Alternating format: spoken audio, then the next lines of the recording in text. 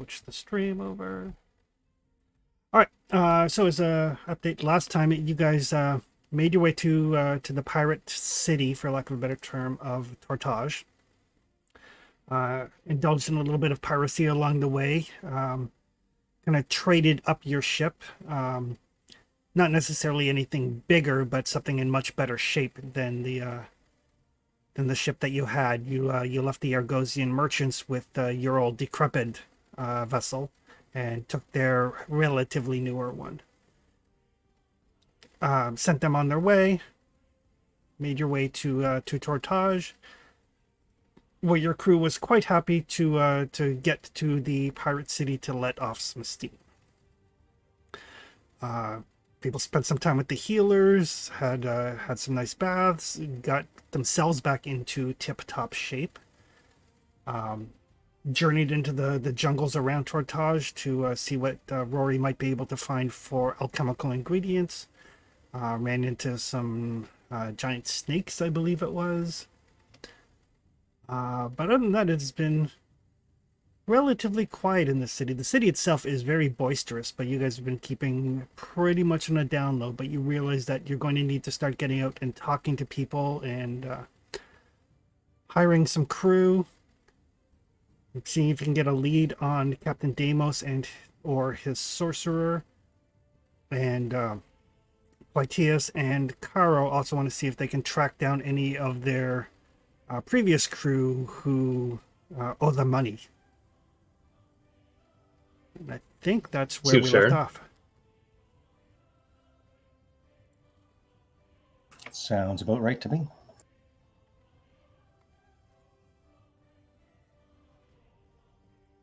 I mean, it's true. We have been in town a couple of days at least, and we haven't burned any bars down at all.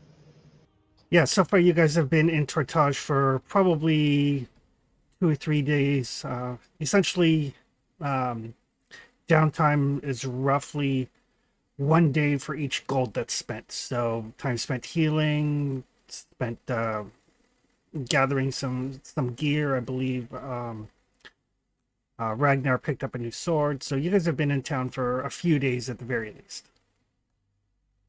Cavort. Yeah, we're not in a major hurry anyway, right? So, I mean, if we're chasing a pirate, so we're in something of a hurry. But So, what would you guys like to do? well, I've already done my healing, so I think for planning's sake, we need to find out how much cash we're going to have. So, Caro and Claudius probably want to go see if they can collect their money that's out there.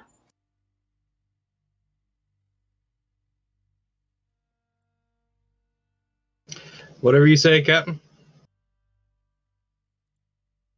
Well, if they're not here, we're not going to find them anywhere. So we could use all the gold we can get. Play our cards right, we'll be able to put a blast on that ship.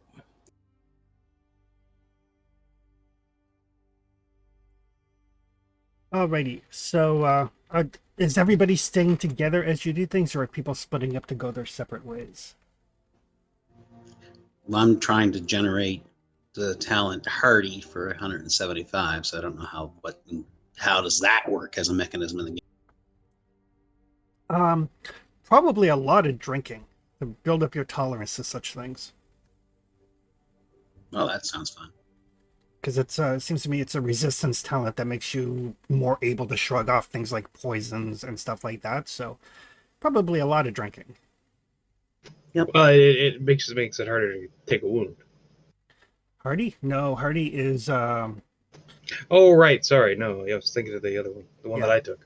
Yeah, Hardy is... when you make a resistance roll, you can re-roll any dice that aren't successes, but you have to keep the new result. That's right, yeah. Which is cool, because it's not just re-roll one die, it's all of them. Yeah, re-rolling stuff is a very, very powerful ability in this game. It is. It's like the baseline talent for most of the skills is to re-roll. Yeah, I noticed that. That's why I was going to pawn through them. I think we could probably just travel together to make things easier, couldn't we? It'll really come down to when you roll on the carousing table at the end of things as to whether you're there as a group or not. Yeah, it makes it worse. Well, depends on what you roll. Yeah, you take the lowest two or something. You take the lowest two, but whatever happens, you face it together. Yeah, pros and cons, right? Right. So as you guys make your way into Tortage, and it doesn't matter like whether it's morning or afternoon or evening or the dead of night, Tortage is a raucous place. It is loud, it is boisterous. There are drunk people everywhere. There are fights breaking out. But you do notice that all of the fights that happen in Tortage are done without weapons. Nobody draws a blade on anybody else.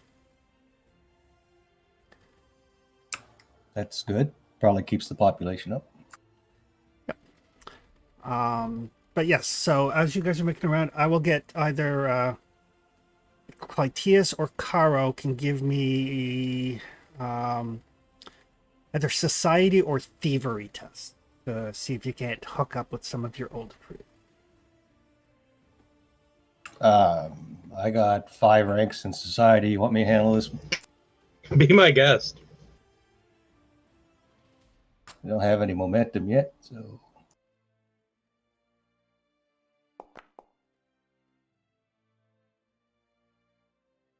Not a complication.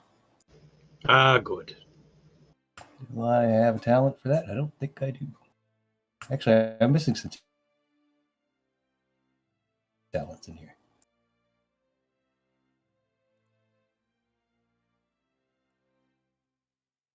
There are ones I haven't added on yet.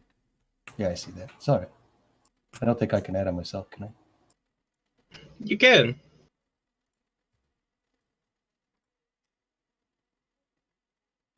There, I'll make the talents folder viewable to everybody, and then you should be able to just find them and drag them onto your character sheet. Perfect.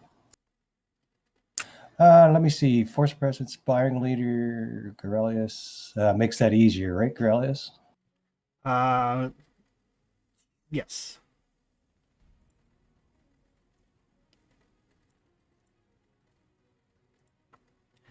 Yeah, reduce the difficulty. Find a contract by 1.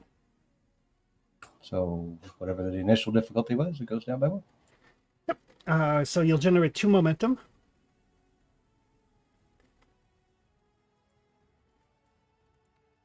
And yeah, as you spend some time asking around, you do find your previous crew has basically after Caro and Clytius were basically captured in Argos, they kind of went their separate ways for a bit.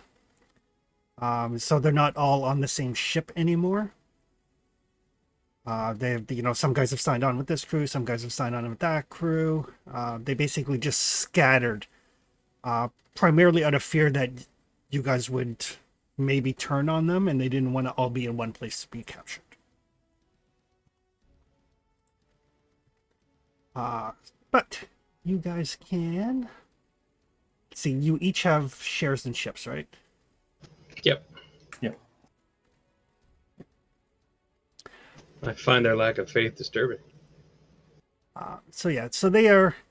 It's not that they're happy to see you or displeased to see you. The 2 or 3 that you run into, but they do very much understand that, those shares are rightfully yours, and they don't want to cause any trouble.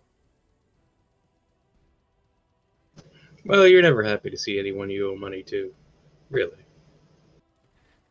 That's pretty much it.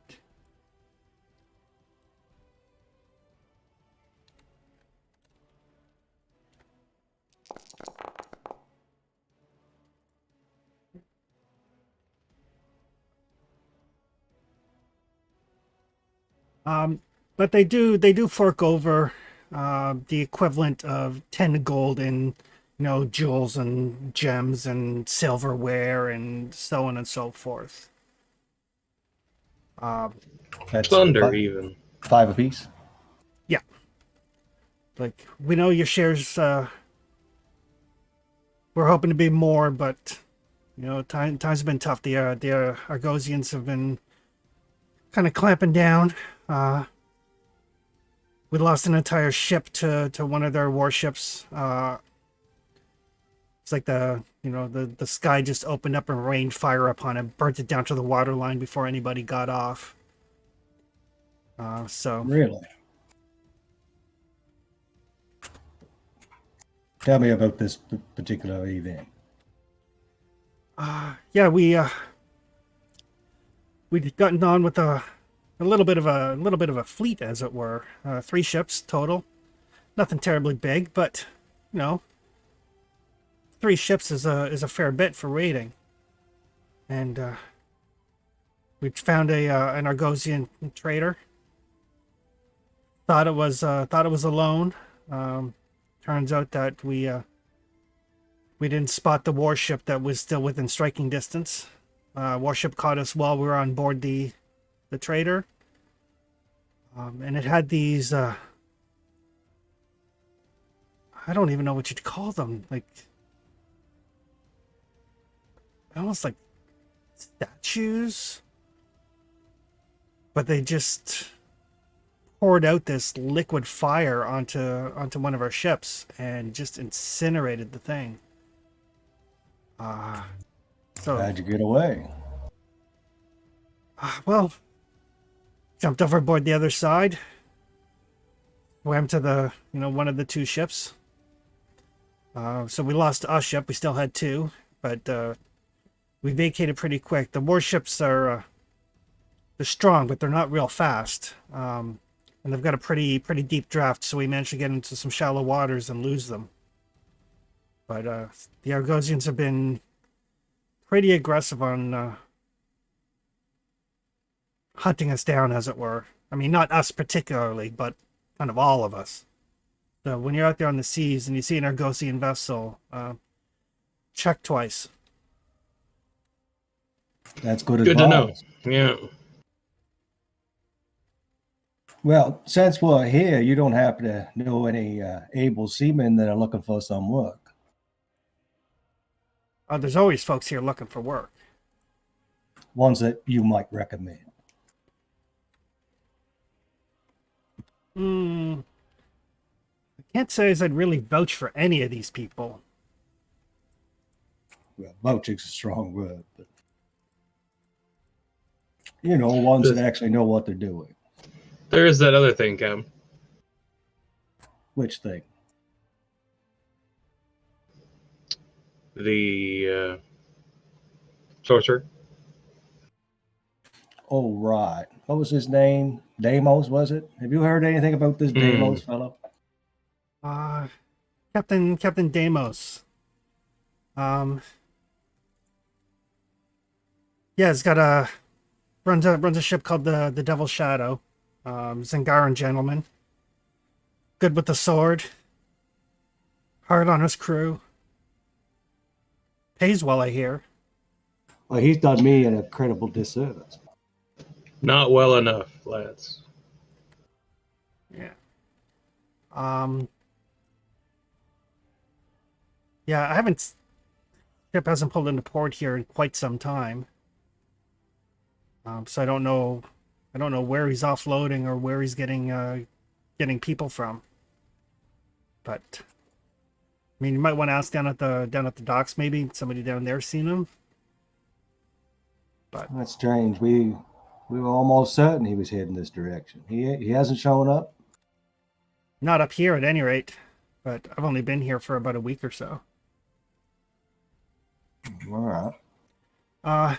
Well, if he does show up again, you'd be wise to steer clear. Oh, good to know. The rumor is he's got a sorcerer on board.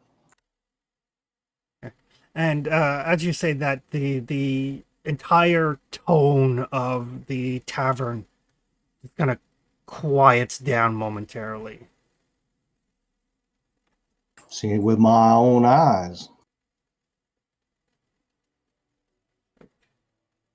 The devil's work, that is. In fact, unless I'm mistaken, I believe that's somewhat against our code, is it not? It's kind of a guideline, really. A guideline, is it? And I'll heed my words. I'll give you a doom to actually get the attention of everybody in the room. A guideline, you say? Well, I don't believe that's a guideline at all. Anyone that's walking around with people of that supernatural talents, well, to me, they need to be, well, brought to justice to save their own souls, if nothing else. And he'll parade through the room, as he does, with his waving his arms and giving a speech. And basically, I'm trying to use my presence to alter the mood or something of these particular people. Hello, dear. Okay. Give me let's call it a command roll. Like command. I'll use one of those momentum. Would you like? What's the difficulty? What exactly are you trying to get them to do? I'm not trying to get them to do anything but not like sorcerers and have a poor view of this particular captain, so the Roman gets it. Oh, yeah, that'd be like difficulty 1. They already have a very dim view of sorcery. And Deimos in particular. Yeah. That's what I'm aiming for. I'll spend a momentum because we'll probably get more back. Okay. I'll re-roll the 19.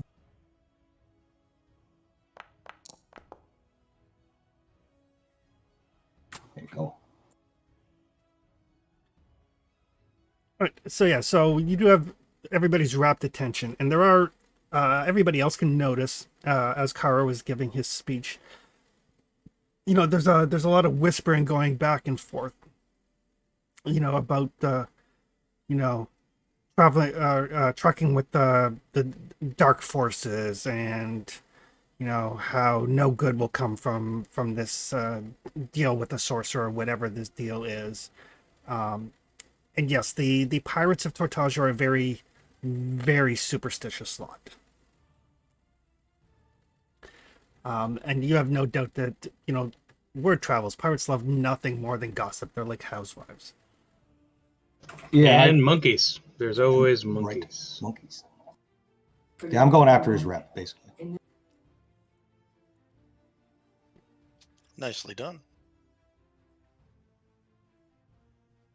So yes, so I'm interested in the Argosian fire weapon.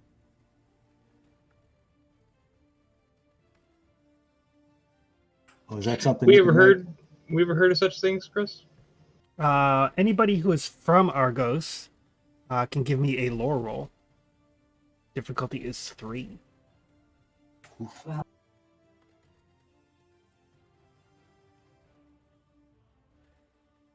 I'm gonna opt to fail. I am not from Argos. I got 1. Yeah, as far as the 2 people from Argos, you guys are no, but neither one of you are actually like legitimate Navy either, so it's not surprising you haven't heard of it. Doesn't sound out of character though. No, it doesn't sound out of character at all. And Argos is known to be very, very. They're one of the major naval powers. So if there was such a devastating weapon, it makes sense that they would have it. And if they had it, they would totally use it. Absolutely. Smoke them if you got them. Rah, rah.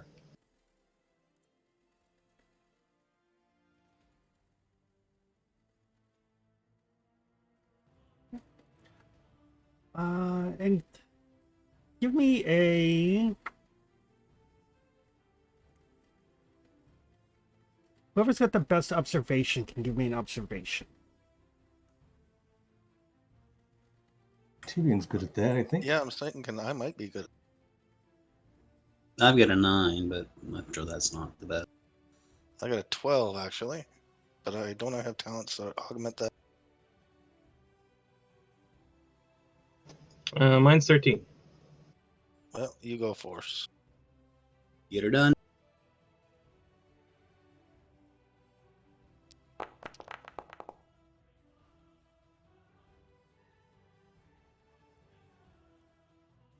So as this is happening, you guys are kind of like, paying attention to the crowd as they listen to Caro. And Clytius, you do notice that some of the men are like talking amongst themselves. I can do one reroll. Hang on. Ah, there we go. Now it's better. That's better. I'll give a roll too.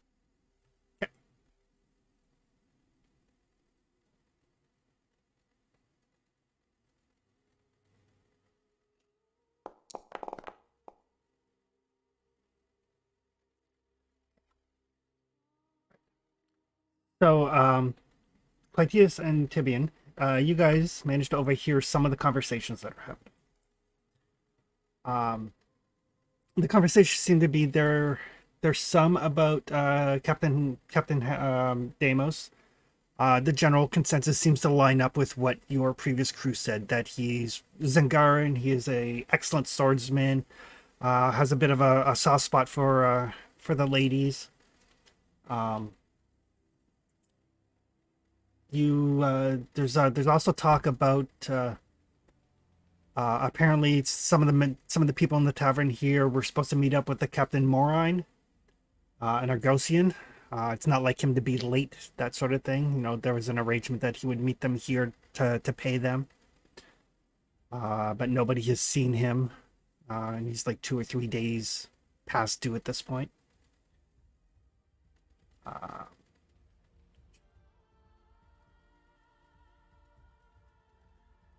That's about all that you pick up, though. Those rolls. Okay. Got momentum if you want to ask questions. Assuming that can be done. Yes, you can definitely spend the momentum to obtain information.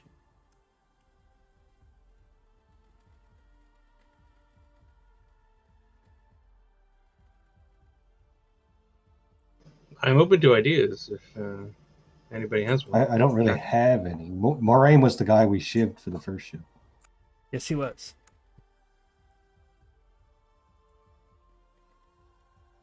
Well, we shouldn't need to worry about him.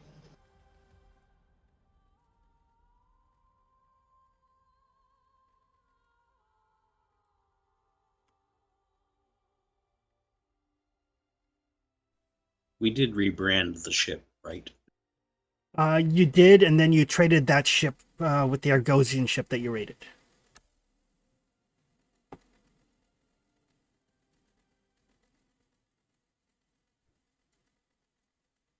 Excellent.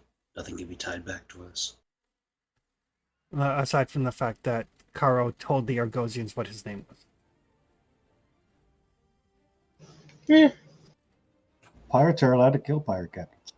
That's the Straight and Argosians. We're not looking for the fight with the pirates from a former captain we may have gagged. So barring anything else, you guys do realize that given the superstitious nature of the pirates here, they're probably not going to have a lot of information about the sorcerer.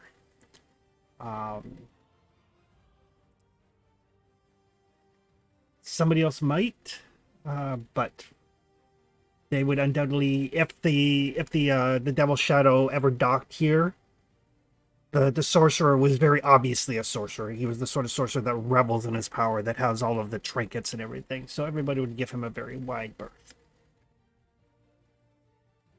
Hey, Chris, do we start with 2 or 3 fortune points? You start with 3 unless during character creation you bought down your fortune to up an attribute. I don't think anybody did.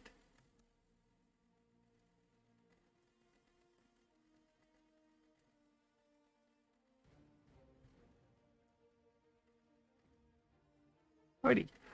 So, is there anything else you guys would like to do?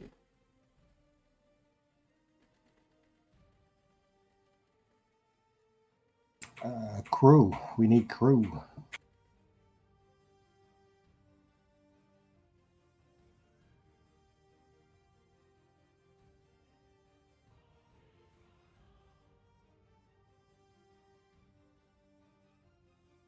So when it comes to hiring crew, as word starts to go out that the Kraken is looking to hire on, the question that comes back to you is, how much are you paying, and is there a signing bonus? Do we get anything up front, or do we just get shares? I think we'll go with standard. You get shares and lean on my force of personality to convince them, or my commanding personality to convince them. So it's going to be a difficulty 3 persuasion test. Persuasion. The metal mount. 3, eh? Ooh. I've seen.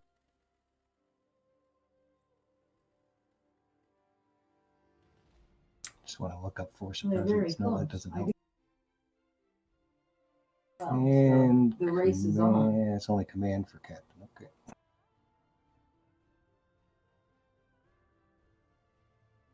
Persuade. I guess I'll spend a couple momentum since we absolutely need crew.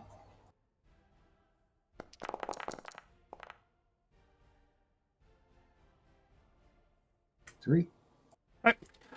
So you spend the better part of a day talking to different people, and a lot of people are reluctant to sign on the promise of payment.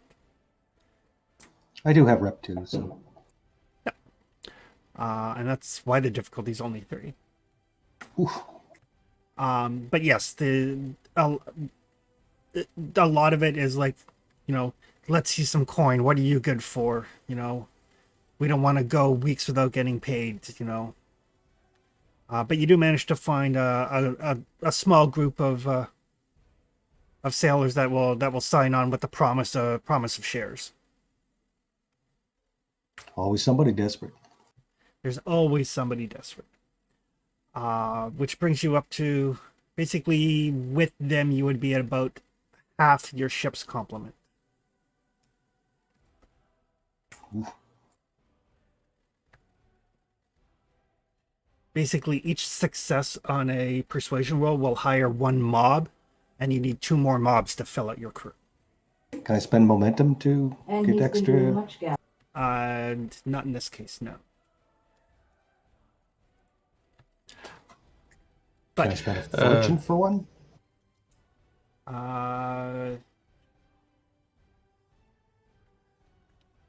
you can spend a fortune to find 1 more. Okay. I'll For do a it. little bit. In the meantime, basically during that day, a few other things that kind of come to your attention. There is a ship that is pulled in called the Blood Axe, and it causes quite a commotion around the docks and everything. The people in Portage are generally like, ships come, ships go, but the Blood Axe draws attention. And Ragnar, you would recognize the Blood Axe. It is a Vanir longship. Ooh, I recognize that one. What's it doing here? That you would have to actually get down to ask. I like to go down to the docks and see if I can actually meet it at the docks. Yeah, you certainly can. The other thing that you guys would notice is like word is starting to spread that you're looking for information on Captain Deimos, and word of his sorcerer is also spreading through Tortage fairly quickly.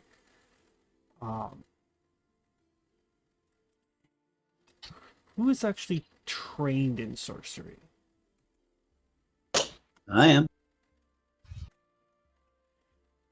Don't let that get out. So Rory, as you guys make your way through the various taverns and brothels and houses of ill repute and everything in Portage, you all notice that you're being followed.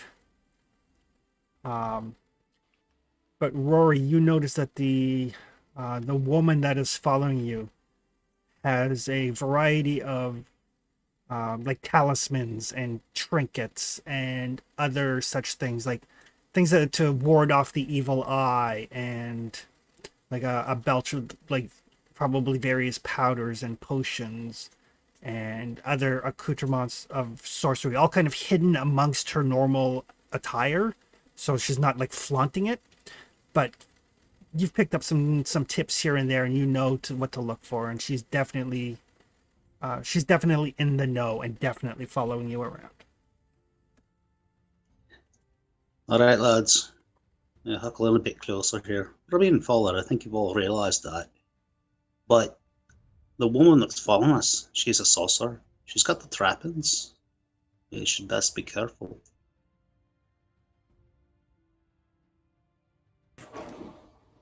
Really? It is. I wouldn't lie. Well, how do you propose that we go about solving this particular problem? Well, I'm sure there's many of a dark alley in this place. Perhaps an ambush.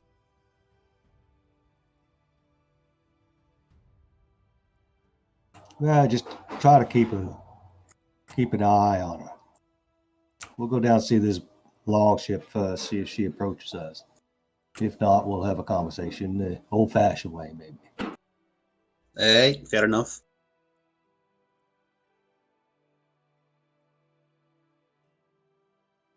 So as you make your way down to the docks, the At any point during the trip to the docks, Chris, is it crowded? it's always crowded. Excellent. I'm just gonna slip off and do a stealth check to maybe get behind our pursuer. Okay. Yeah. Give me a stealth check.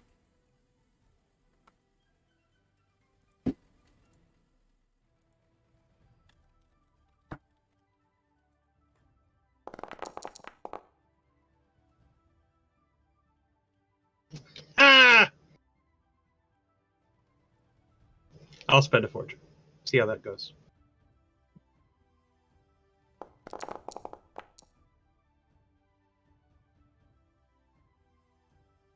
Uh, 4 successes, and she also got 4 successes because of her double ones. So yeah, so you do manage to get behind her. You don't know if she noticed you or not. I'm fine with that. And she is definitely still following as you guys head down to the docks. Down at the docks, the longship is very easy to pick out. It is very distinct from the other vessels. Yeah, I know a longship when I see one. Absolutely. Like, I like to think like I'm like almost moving like double time, like pushing past people just to reach the like where they've docked as they arrive. So yeah, so Ragnar is definitely in the lead. And as the ship kind of pulls in, you can make out the crew as they start to, ready their ropes and everything. And they're mostly Vanir. There's a few Zangarans amongst them, and a couple of Argosians. But what really draws your attention more than the Vanir, more than the longship, is that they actually have these like darker skinned individuals with elaborate tattoos depicting different animals, like stylized animals, kind of like on their necks, on their faces. Tabian, since you have the thing that drops your lore difficulty to 0, you have no difficulty recognizing them as Picts. Oh, okay. Plus, they're not far from where I'm from. So yeah, so there are probably like 3 or 4, maybe 5 Pictish warriors amongst the crew of the Blood Axe. And as they call in the pirates that meet them on the dock, it's like a very joyous reunion as opposed to anything troublesome. They kind of like help with the ropes and thing. And some of the pirates, help the crew onto the dock. You can tell that this ship has been here before and probably is a very good standing with Tortage. They'll let anybody into this place.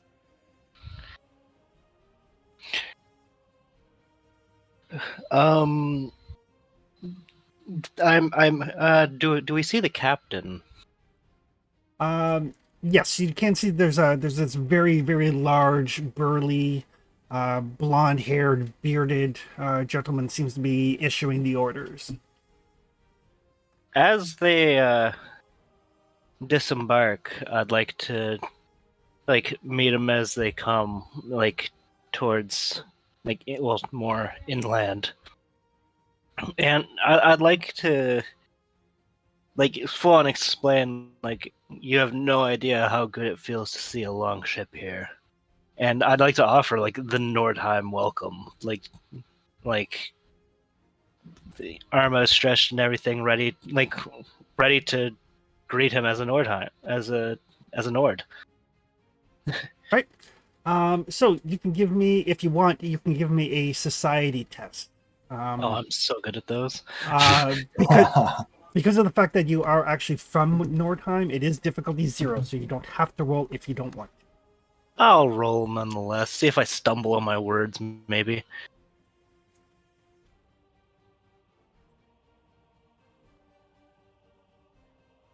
There it is.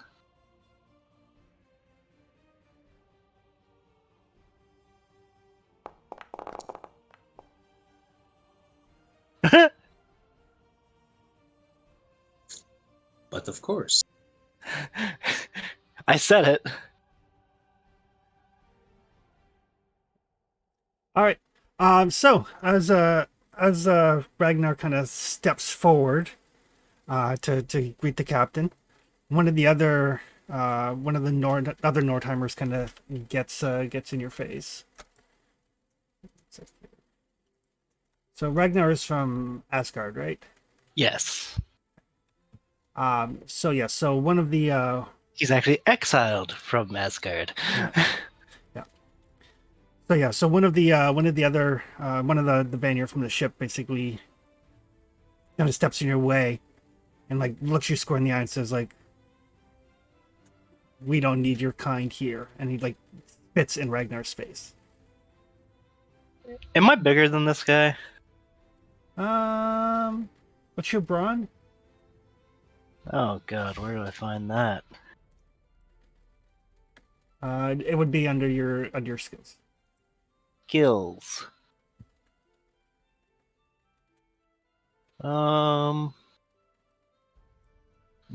Brawn 12. You're a little bit bigger than he is. At that, I just I like to let out a little chuckle and then headbutt him. Okay. Make a melee roll.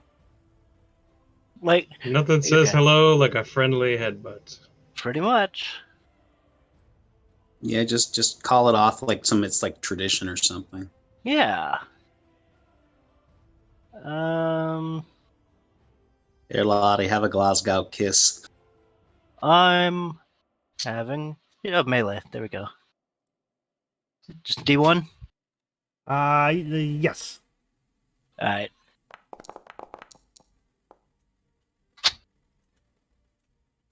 So that will get you 2 momentum, and damage for an unarmed attack is base 2. Brawn at 3 gives you 3 more. It is considered improvised though, so 5s and 6s do not do any damage. All right. Although I will note that you can spend Doom to put qualities onto an unarmed strike, so you can give me a Doom to make it vicious, or to make it grappling, or whatever. Doom to make it piercing. Yep. With a headbutt. How do I just roll the basic damage for melee in Foundry? Just slash R space and then the number of d6s. like 4d6. It would be 5d6 for. 5d6. I'm not gonna spend any doom.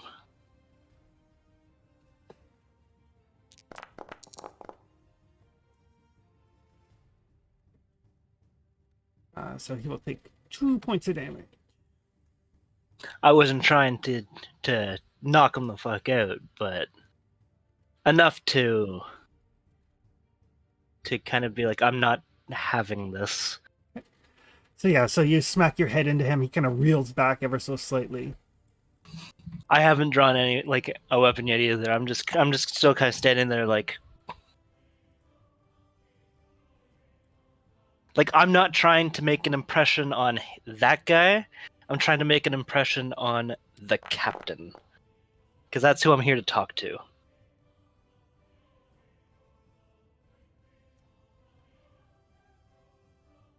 Well, that's kind of how I imagine Vikings behave. So, good job. So yeah, so he's gonna basically double up a fist and bring it into your stomach for a total of 3 damage.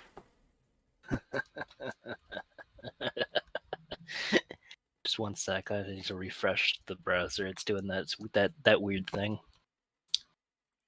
Meanwhile, on the docks, you guys all notice. So yeah, so Ragnar walks forward towards his Vanir, and the guy gets in his face. For whatever reason, you don't know unless you speak Nordheimer.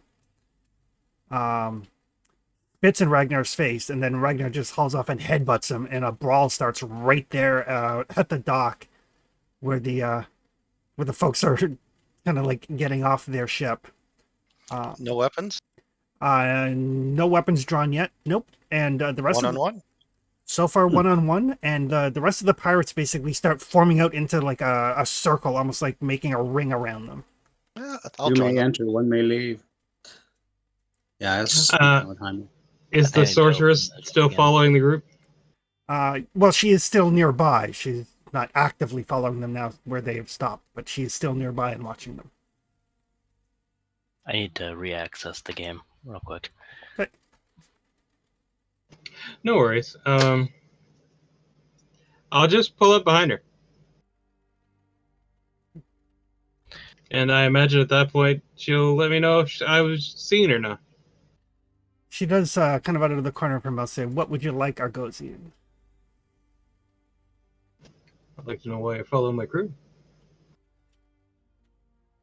You were asking questions about Captain Deimos' sorcerer.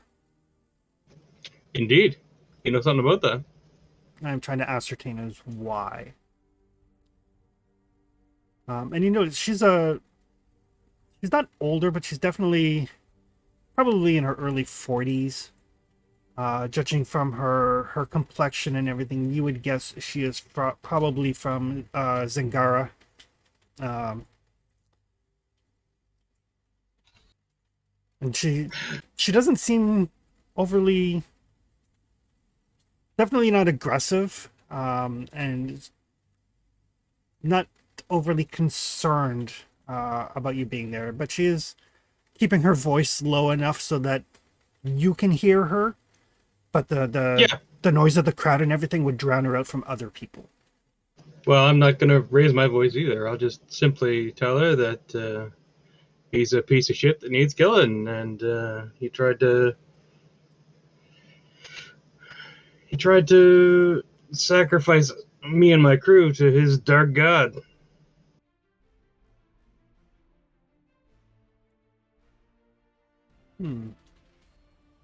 Some things never change. I'm still having difficulties here. It's like I've tried to close it at the browser and reload it multiple times.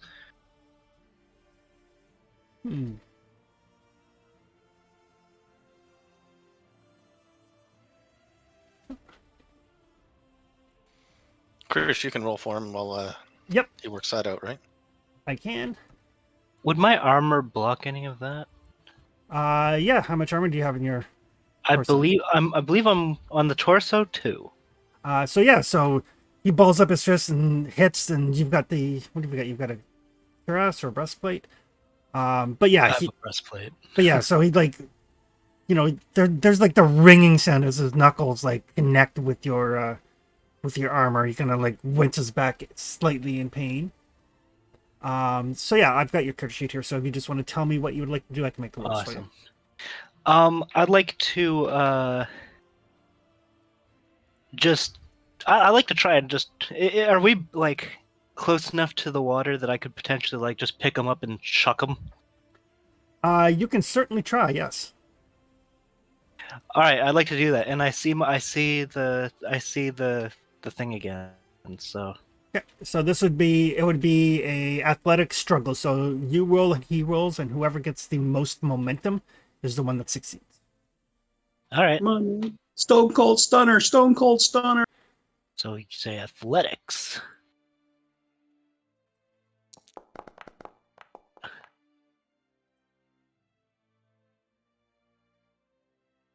I'd like to actually use the momentum to see if I can generate more momentum. That's fair. I'm using both of it.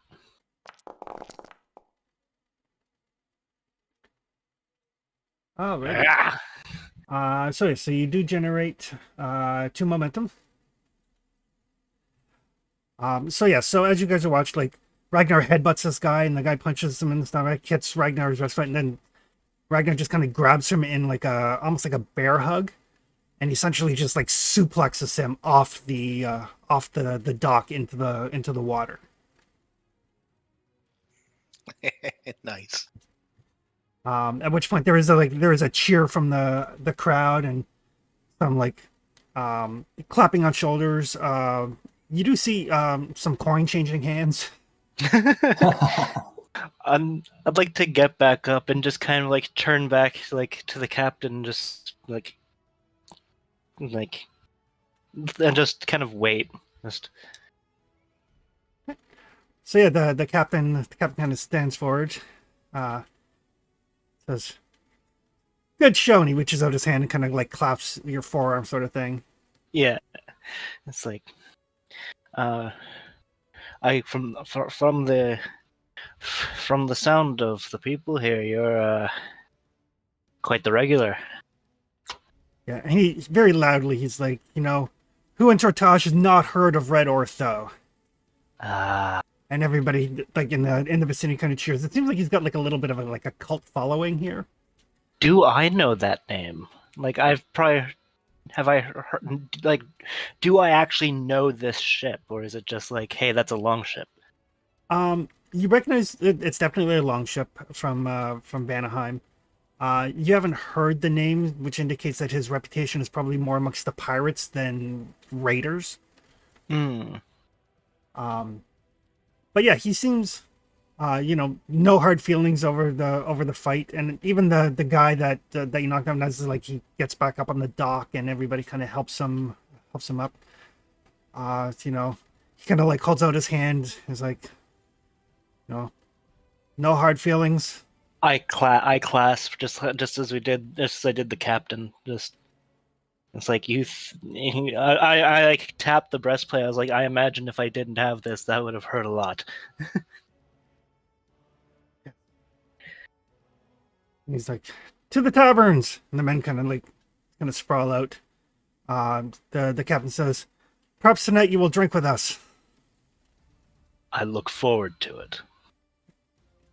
And then they will make their way like into the various establishments. But you can make note that any tests involving the blood axe, Ragnar's difficulty is 1 less. Nice. Before I go to the taverns, I'd like to rendezvous with my own crew. Yep.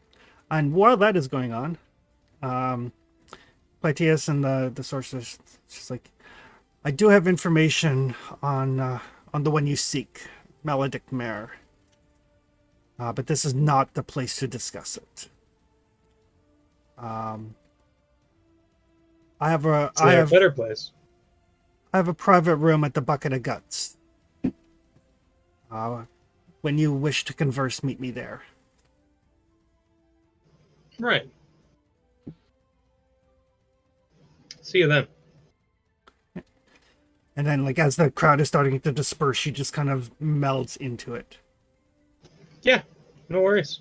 And I'll head back to the captain. Okay.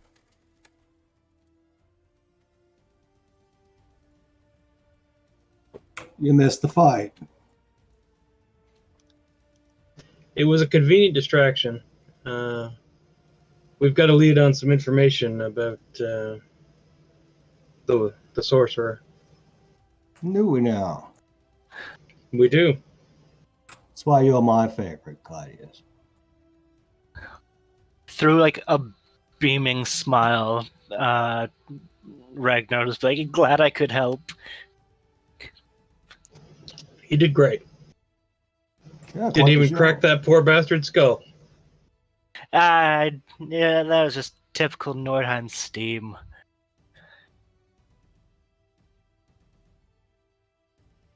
Well, I'm glad that it stayed civil. Good job. Of course. Tartage civil. That's what I Hell, said. that's Nordheim civil.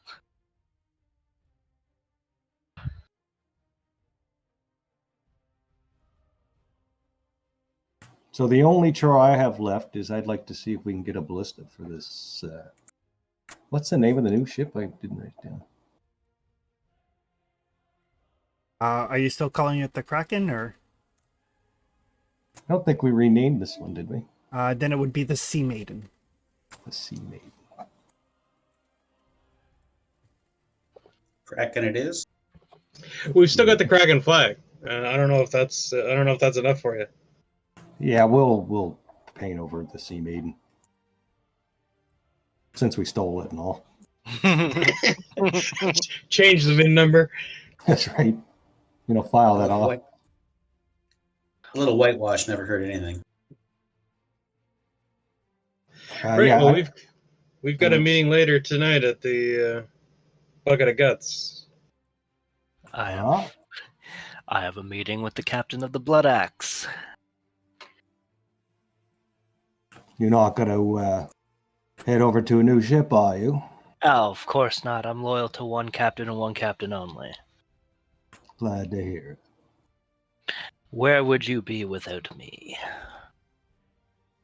Yeah, probably a little more beat up than I am right now. Exactly. You need me. Well, you do lead the charge, often with the Marines. So. But do enjoy your time with the captain. Who knows? I might be able to figure some stuff out for us. Maybe potential financial gain in the future. Well, if it turns out that the captain would like to meet with me, for whatever reason, you do let me know. Will do, Captain. Right, let's go buy our ballista. Right. So it can be a society or thievery test, a difficulty of 3. All right, so that will be a society for sure. And does Corellius help with that, or reputation? No. This is basically just to see if you can find one, because they do have a certain rarity. Right, society. If I want to spend some momentum.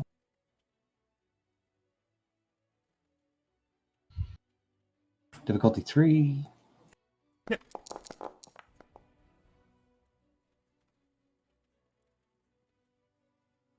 All right. Look at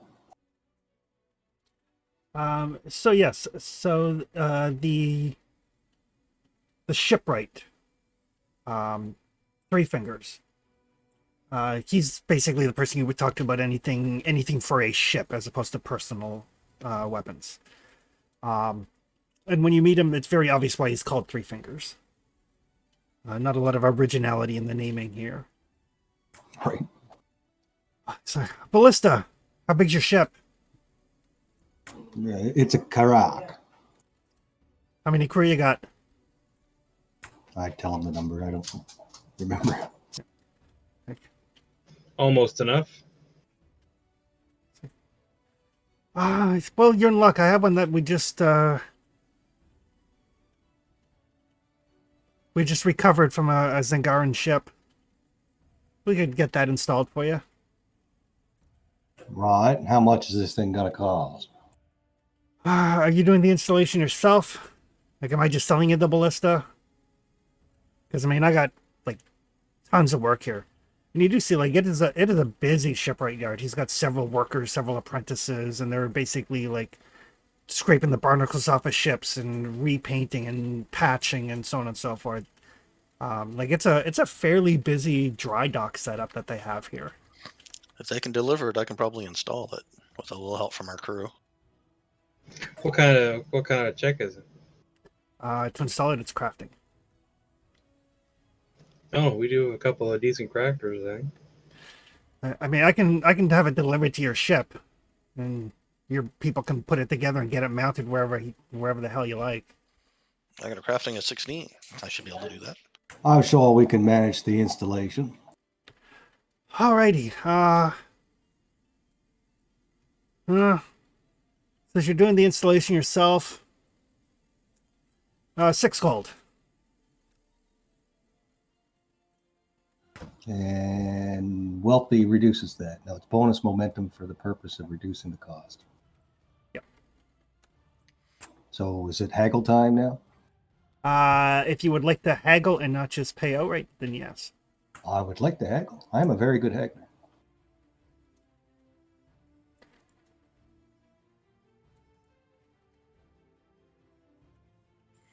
I have 2 gold that I'll happily contribute to the cause.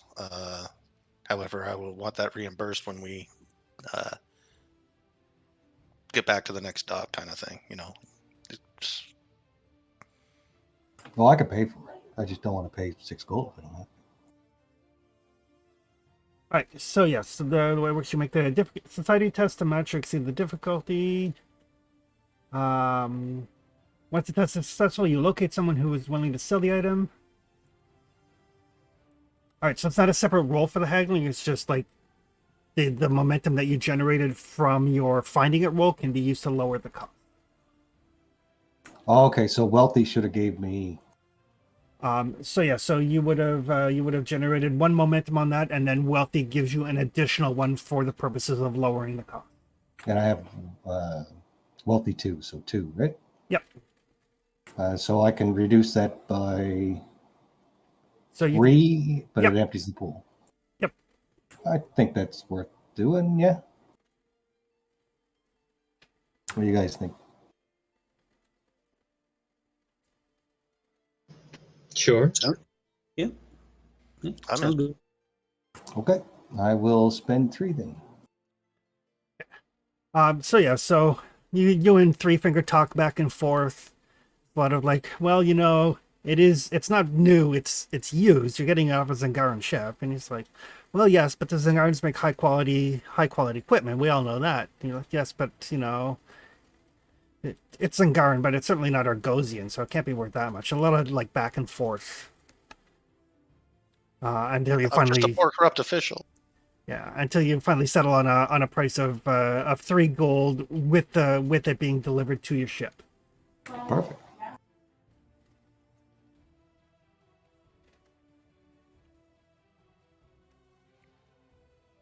I think that's all my errands.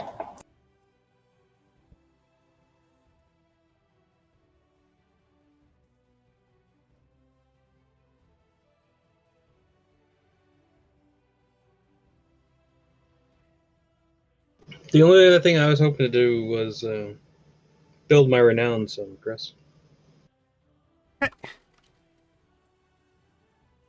We have a second here.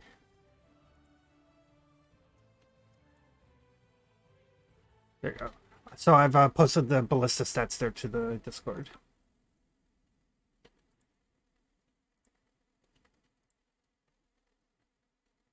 Oh, nice. So yes, building Renown. How much gold would you like to throw at the problem? How much does it take?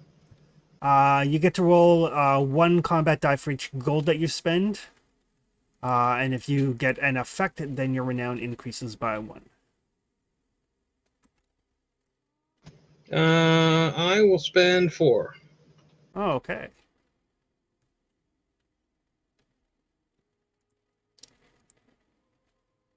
Not a problem. So roll 46.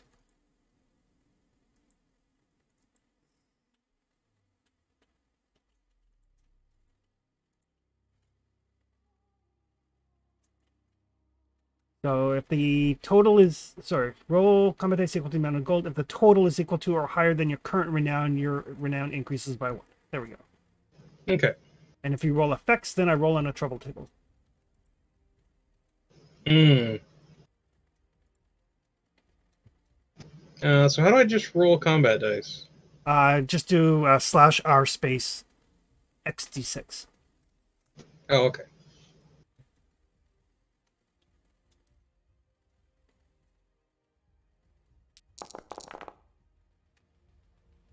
Oh, lots of effects.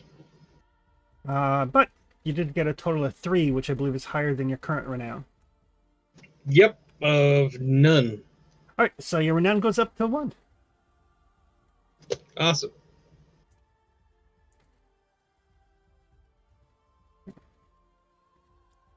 So yeah, so you it's going to take you a while. So basically, over the next couple of days, because you spent 4 gold, it's going to take you a couple of days for you to start surreptitiously spreading tales of what you and your ship have done, and then like reflecting some of that glory back onto yourself. So your renown goes up as opposed to like your overall ships. Yeah. So that will take effect at the end of the carousing phase. Right. The only thing is, don't want to miss our meeting. Right. So yeah, so you've kind of got 2 invitations. You've got an invitation with the sorceress, and you have an invitation with Ortho the Red. They're both kind of like standing invitations. They're not like be here at 6 o'clock. So you can do both if you so choose. I'll go with whomever is going to the sorceress for sure. Yeah, so will I, just in case there's trouble.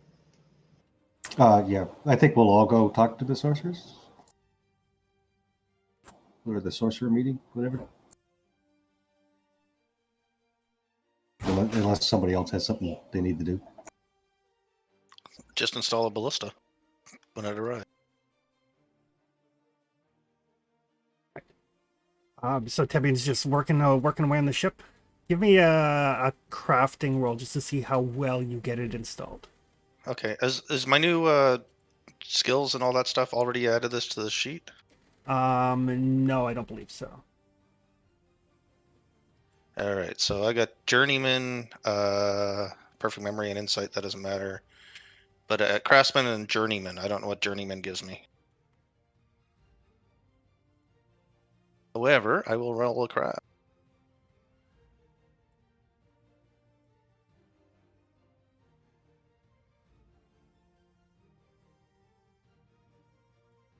So journeyman, basically, when making a craft test, you might either roll 1 extra d20, or you can spend a doom to reduce the difficulty of the test by 1 step to a minimum of 0.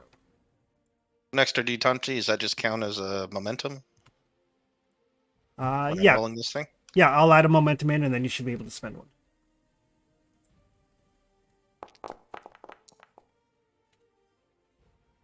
How'd I do?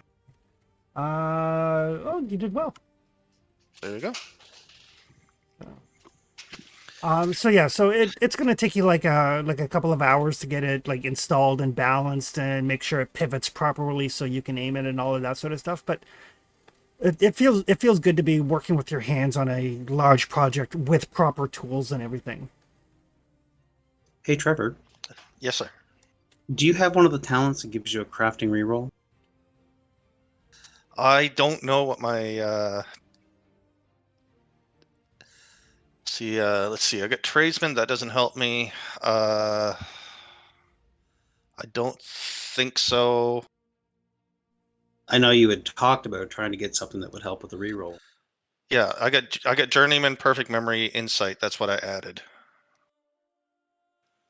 So, and I have 150 XP left over, so that's for the next one. Something for the reroll will come next time. Well, if you get the experience, you can spend it now. Well, I only have 150, so after today I'll have more. Oh, okay. So 115, you said. 150. Well, that should be enough to get your reroll because they're usually Yeah. 200 minus your skill levels by Yeah. 25. I don't think crafting has a reroll one. The baseline one for crafting is Journeyman, which lowers the difficulty or an extra die. Yeah, that's what that's my next one. So Master Craftsman's the next level up, and that's what I'll get next time.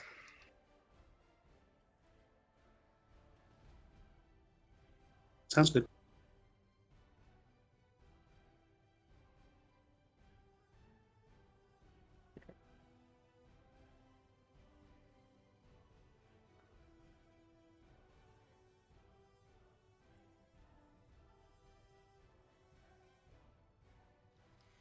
All right. Yeah, there. I was just adding the stuff onto your character sheet there, Trevor. Oh, okay. I'll All right. close and reopen. So Tabine's doing that. You guys are meeting the sorceress. So yeah, she does have a room at the Bucketed Guts Tavern. The Bucketed Guts kind of lives up to its name. It is in a town full of seedy, disreputable bars. It's definitely in the running for seediest. Oh, yeah. So yeah, it's the sort of thing where you you kind of like step over the bodies on the floor who are like sleeping off or have been knocked unconscious. The gruel that they serve and the ale that they serve, it does the job. It's certainly functional in terms of food and beverage, but it's not the sort of thing that you would go out of your way to get. Welcome to the 2020 club. But as you make your way to the back room, where she is set up, you can smell. It's not overpowering because there's a lot of other stenches in this particular tavern, but there's definitely the scent of incense in the air.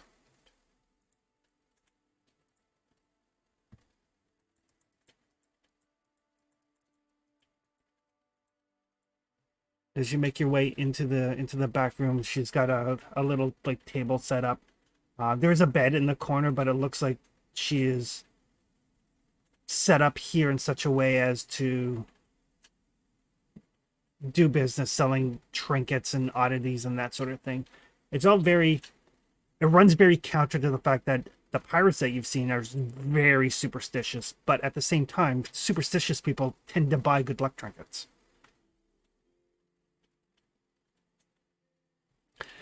Perfectly sensible. So Funny how that works. yeah, so everything is kind of like dressed up a little bit to for the sales pitch, as it were.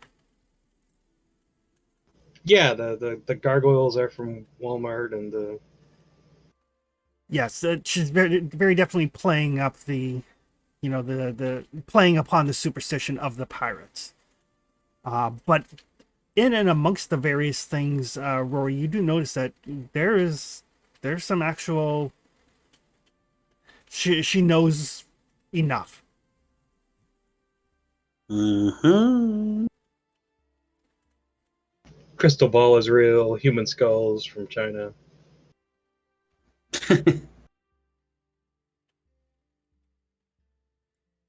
Like, please have a seat.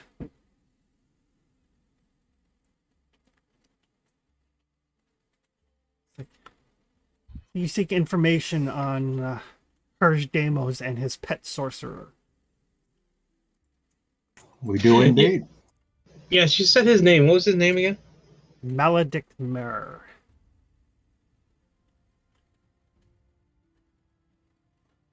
Well, you are in luck. Selena has information on Maledict Mir. She kind of nods when she says her name. All right. So why are you searching for this man? Well, see, he's done me and mine a disservice. Tried to burn me alive and my crew inside my ship not so long ago. Stranded me in an island in the middle of nowhere. Had its own problems there as well. However, the man's a pirate and he doesn't follow the pirate code, so I need to take care of this particular pirate properly. As pet sorcerer, I believe we come to the conclusion we're going to drop him into a volcano. I know just the place. I am glad you are full of confidence. I am indeed. You have not had much dealings with sorcery, have you? Personally, no, not really. I like to keep it that way for the most part. It shows. Maledict is a Shemite sorcerer. Found as an infant, washed ashore on the border of Argos and Shem. He was taken in by a temple there, raised by the priests.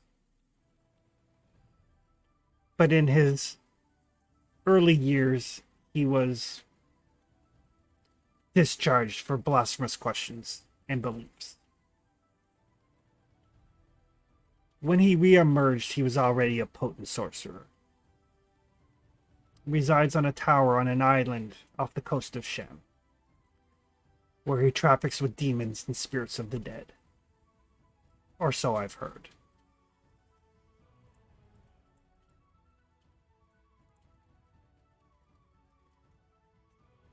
A Well, tower, he certainly did say when he was trying to kill us in the ship that he had certain dark beings to appease by our deaths.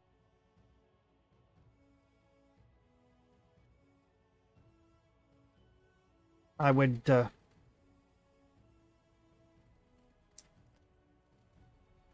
he has power. Power always comes from something. And that something always demands payment. And Rory, give me a sorcery or a lore test. Okie dokie.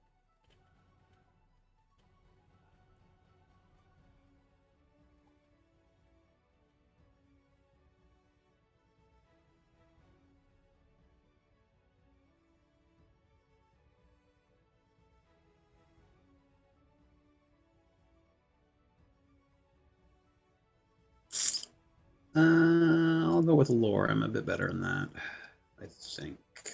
Yeah. Is difficulty 2. Actually, I think they're exactly the same. Does it really matter either way? Nope.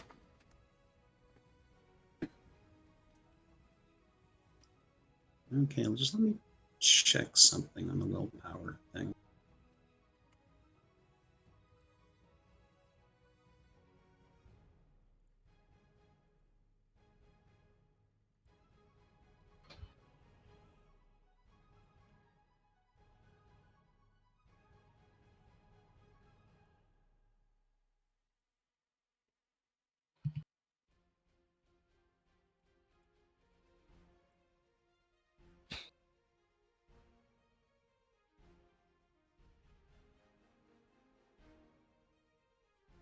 Oh, all right, let me just, I'll go with lore, I think, yeah.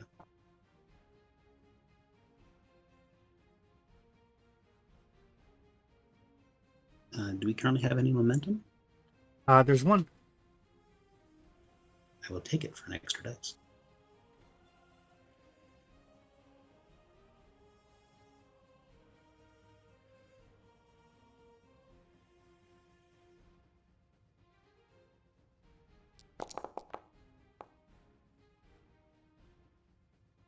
Nice. So +1 momentum.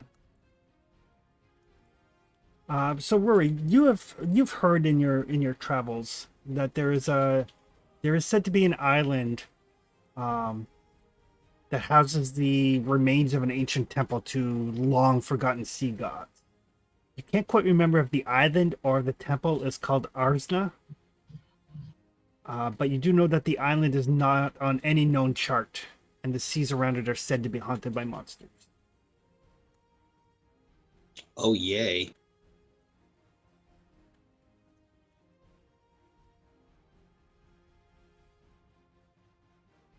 No god. More islands with monsters. Yeah, so right now, during the middle of this conversation, I'll keep that knowledge to myself and we can discuss it later. So Selena will, if you are intent on finding Maledict Mur, know that he is no charlatan. His sorcery is very real.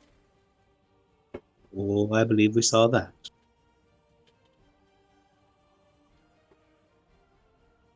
But he may be in his residence, or there may be information there as to his location.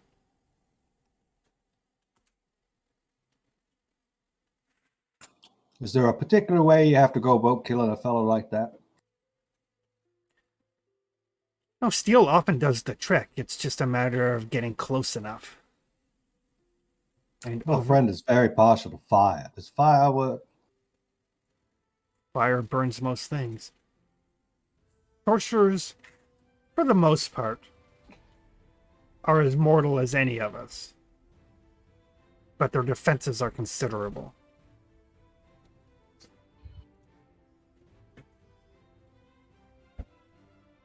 Stab him till he dies from it. Gotcha.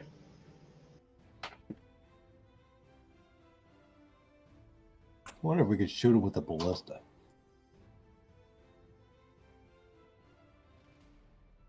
Possibly. Sure, if you found him on the beach, taking his son. I do not think something like that gets a lot of sun. Irregardless, this thing is a threat, and it's insulted me, and it's insulted mine.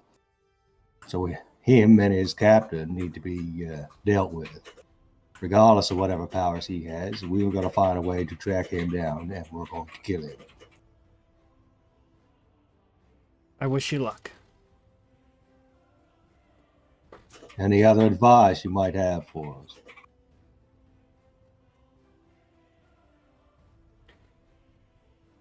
Remember when dealing with sorcery, that not everything is as it seems.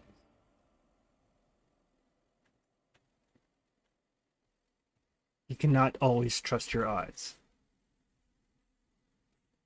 That's comforting.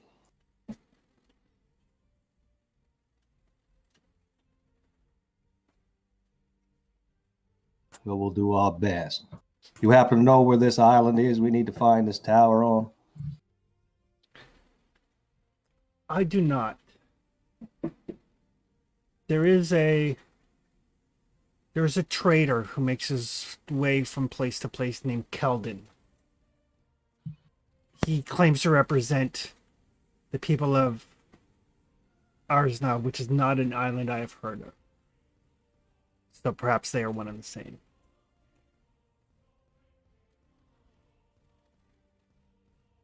Where would we find this Keldon?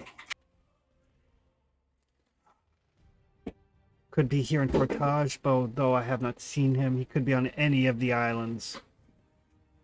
He's a traveling trader. Well, if he makes his living trading, we'll eventually be able to find him. Someone will know where he is or where he's going. Of course.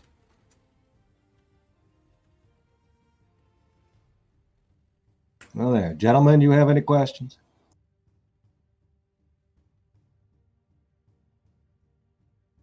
I'm good. Aye, it is. None.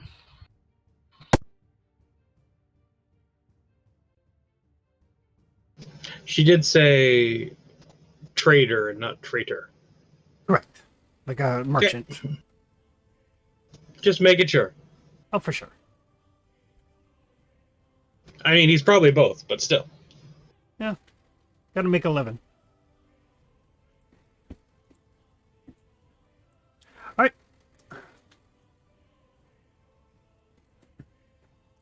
So as you guys make your way from Selena's vendor stall, anything else you would like to do, or meet up with the Vanier?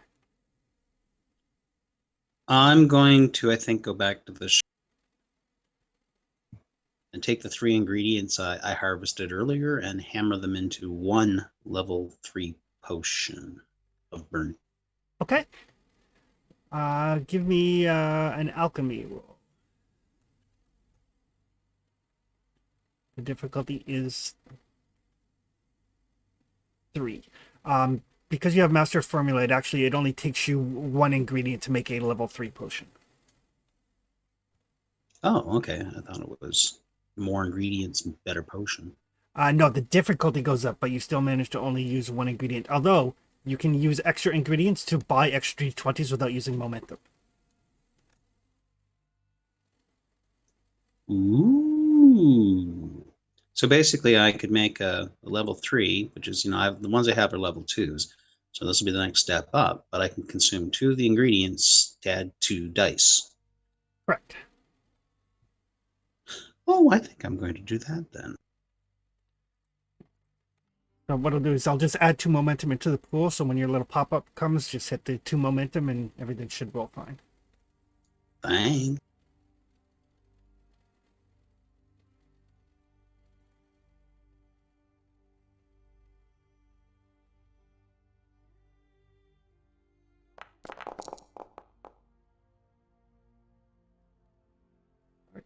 I'm going to re-roll that 19.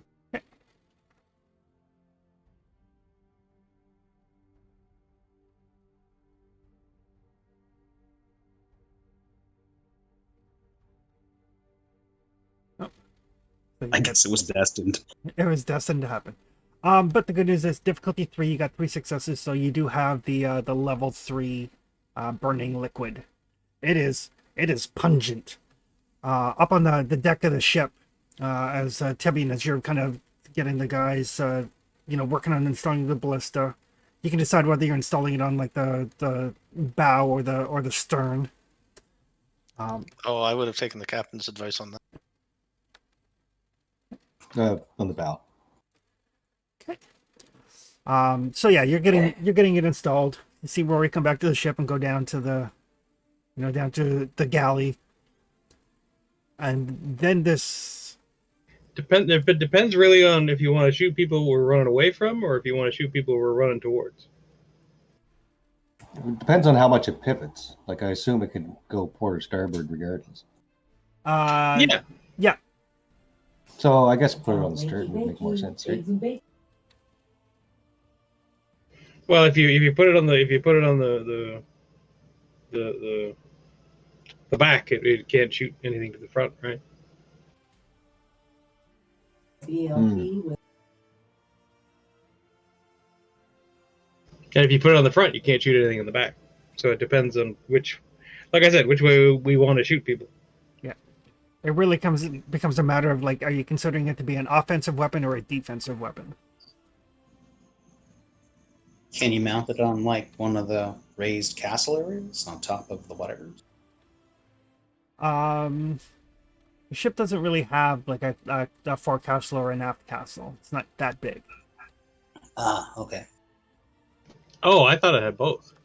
It's got like a foredeck and an aft deck, but like a castle indicates like an actual like building, for lack of a better term. Ah, gotcha. More like a galleon. Yeah. Well, I'd say with this particular crew, we're more offensive than defensive.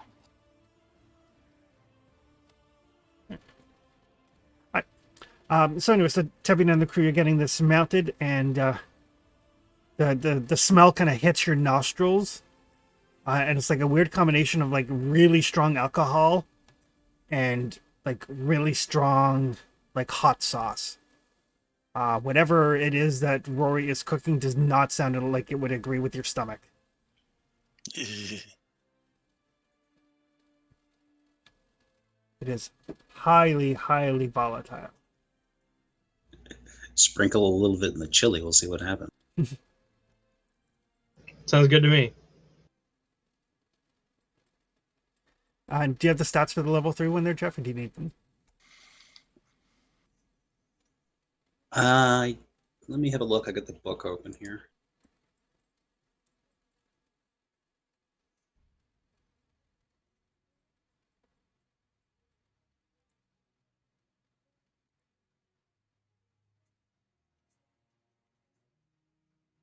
So, Chris, I got a question. Hold Yep. Meeting a patron. Yep. Can we turn our meeting with what's his name, Red Ortho? If I spend a bunch of gold, throw a big party with both the crews into a meeting a patron? This would be more making a patron.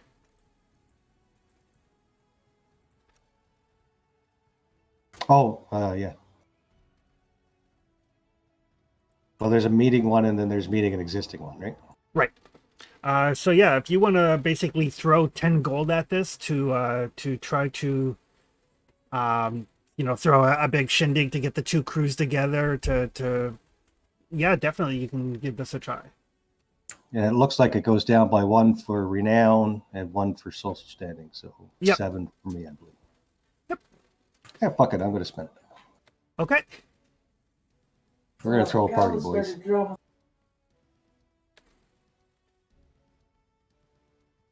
So yeah, so Caro spends some time, talking to different taverns and like lining up, drinking tabs and everything for everybody. Throws a ton of gold at this effort to impress Red Ortho. So when the time comes, it is a full-on like pirate bacchanal. It is, there is drinking and feasting and fighting, wrestling, so on and so forth. It is an intense partying experience. Feels like home. Everybody can give me let's call it a resistance test. Oh, I hope we're ready to set sail after this.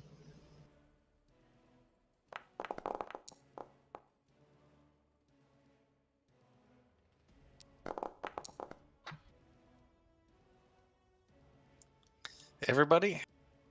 Yeah, I'm assuming that like you're done installing the ballista, so I'm going to assume that everybody who wants to can go to the big party between the two crews.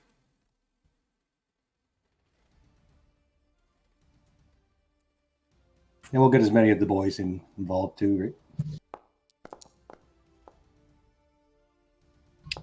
right? Double 19s. Timmy, High being rank always like a great. Scotsman. I'm going to re-roll that 13. Yeah.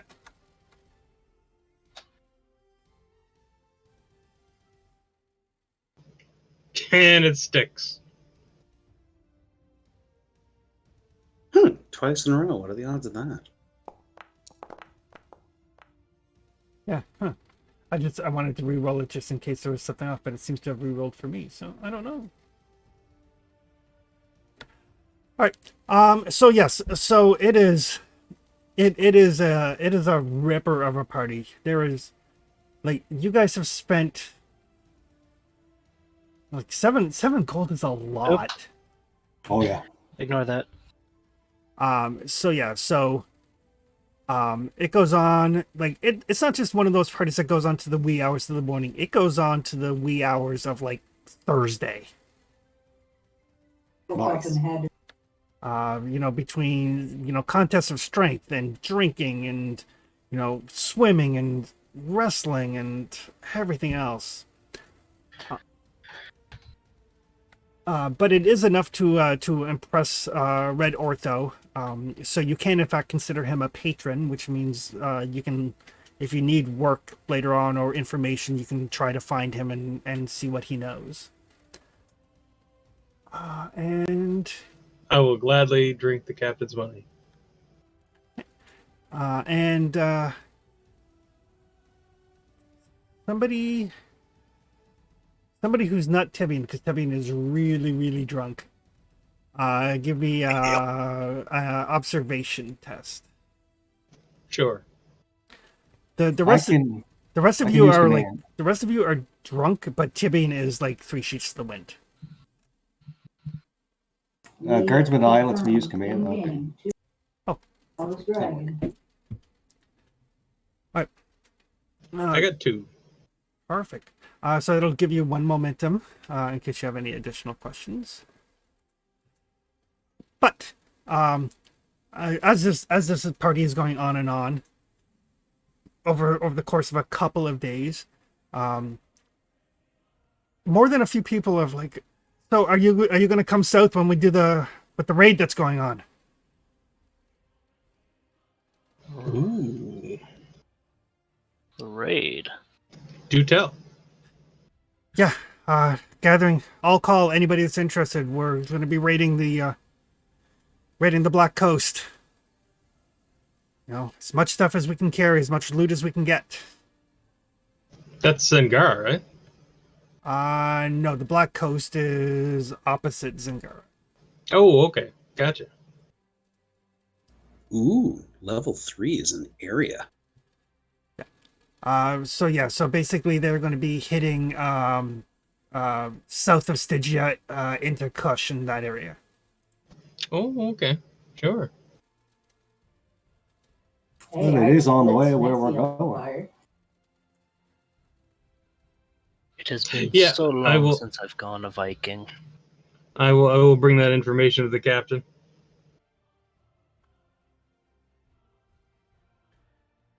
What do you think, Claudius? It's more or less in the right way. Might as well. There's no harm in an opportunity for a little loot.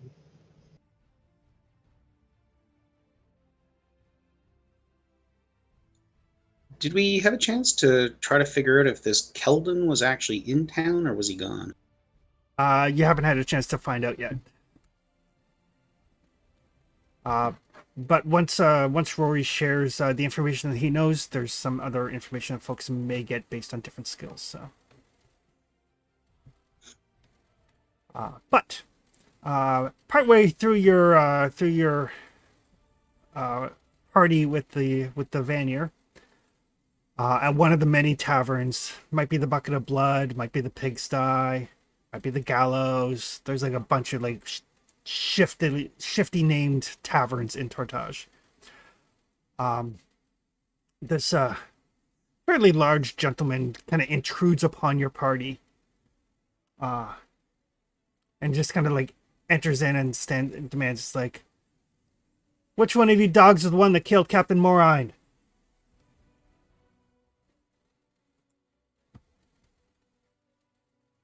I think it was me that killed him, wasn't it? I stabbed him first.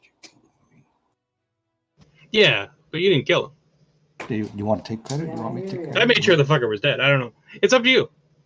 All right, Now, this guy probably does want to fight you. Just FYI.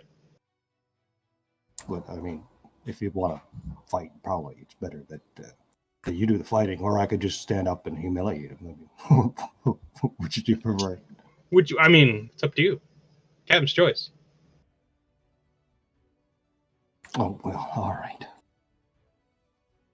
A big fella over here. He just glares at you. Come on over, have a drink. Are you the one that killed Morine? I'm the one that prevented him from stealing my food. Yes, he stole from me and suffered the consequences. It says, after the Battle of Caracan, Captain Morine was my blood brother. Now, thanks to you, he Of watches course from he hell. was. So put up your blade and prepare to join him.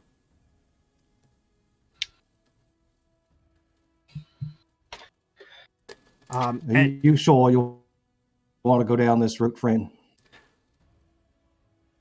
there's a way of settling things. And as he says that, some of the pirates in the background, that like not the Vanyer, but some of the other pirates that were taking part in the festivities, start chanting. They start chanting basically over and over, shackles, shackles, 8 feet of chain. Those of you that are pirates can make a lore or society check.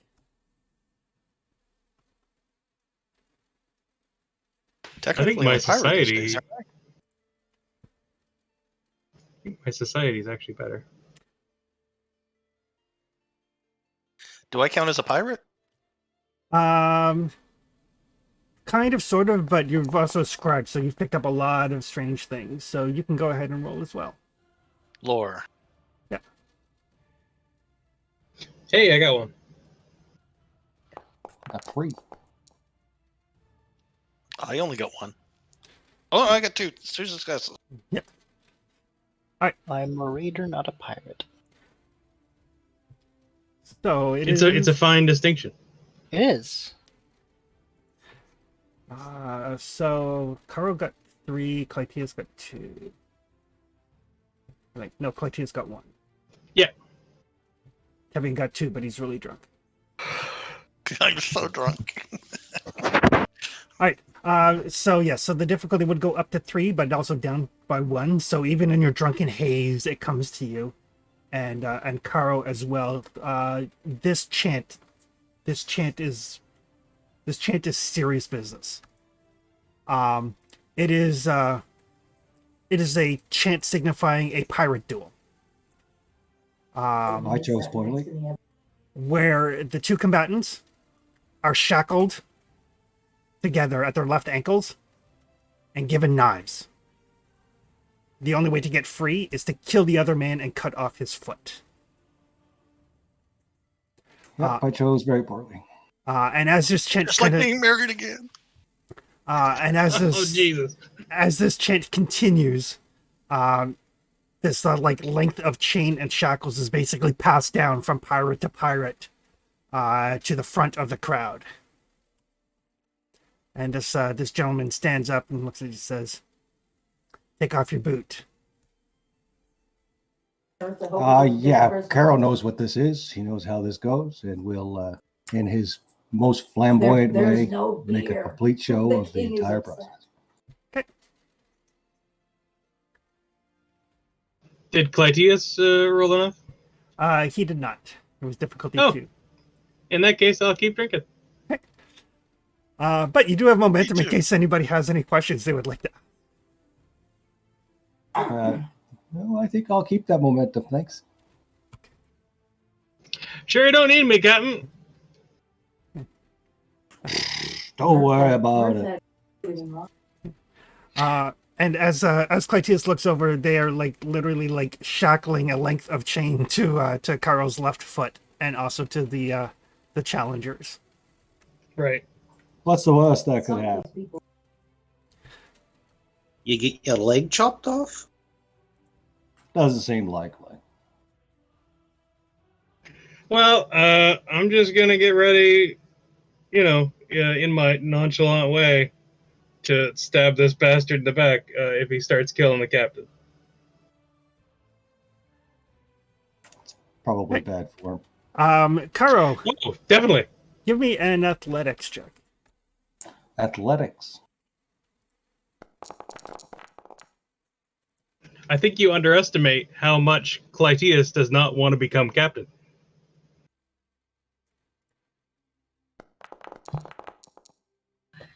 I think if he loses, doesn't this guy become captain? Not our captain. I won't follow him. I think he's already a captain.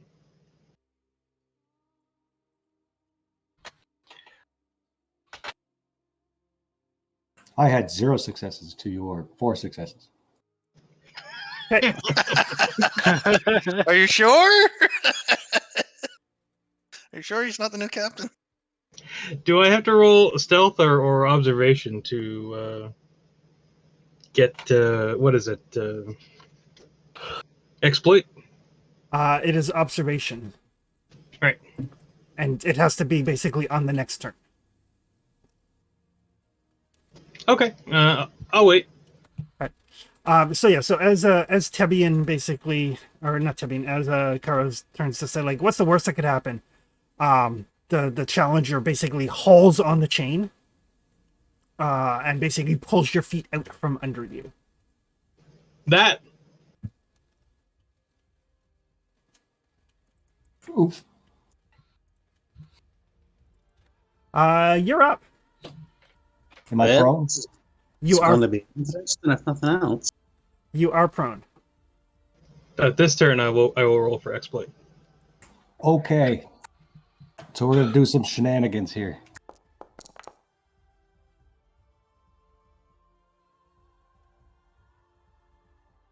That's cheating.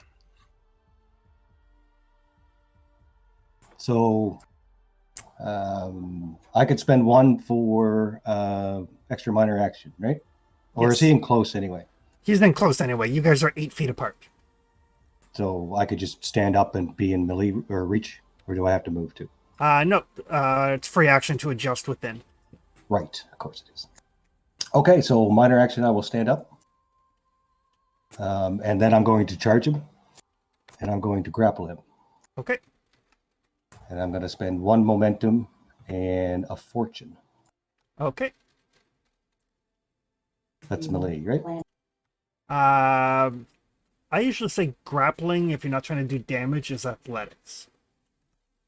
That's athletics.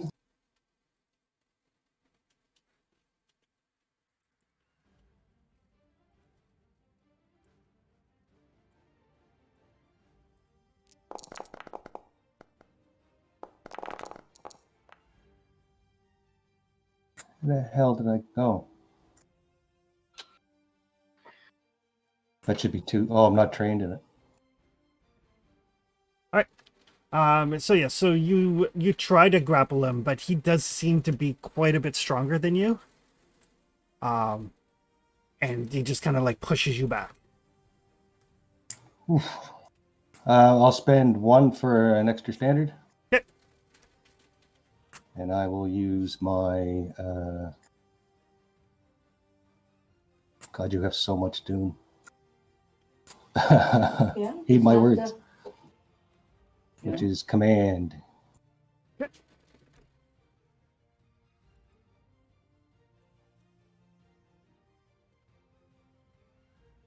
I spend 1 momentum. Last one we got.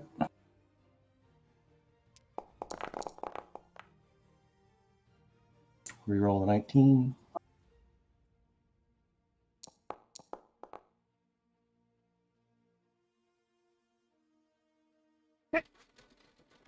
And that does All right, so you 4, have the 2 5, hours. 6, 7, 8 mental with stun.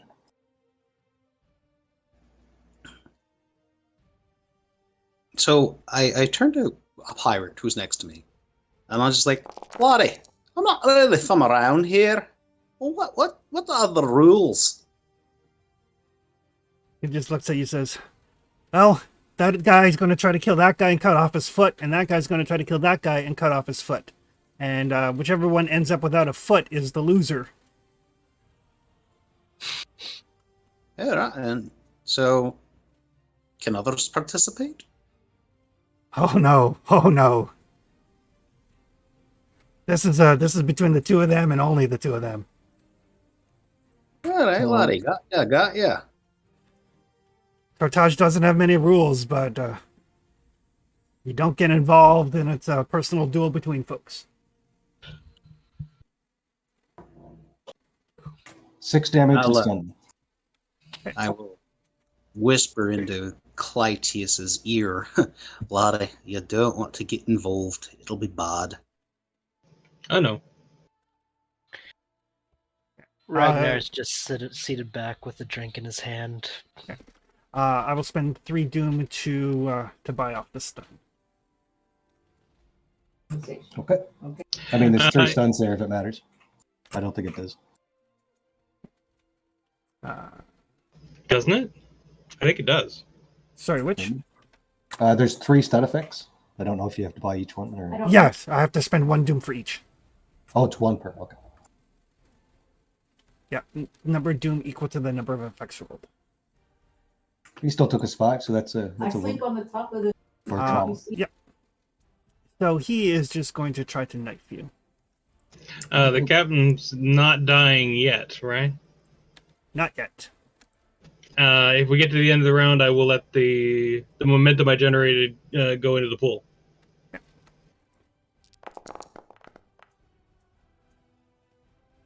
So, for anyone who might be a Blue Jays baseball fan, they're currently winning 20-4 in the 6th inning. Oh, jeez. Yep. That sounds unlikely. Well, they're almost on top of a wild card spot, so they've been doing really well. Wow.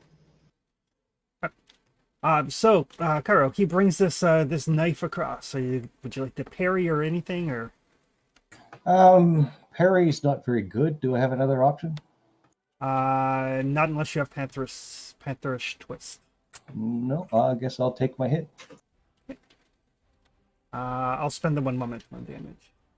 Okay.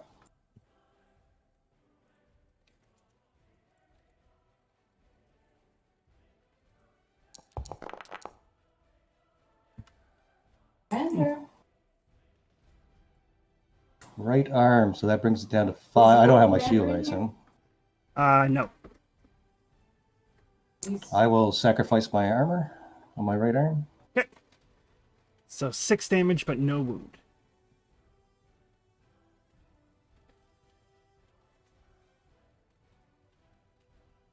So yeah, so he kind of dives at Kara with his knife, cuts him across the right arm, but Kara twists at just the right time so his armor takes the brunt of the blow.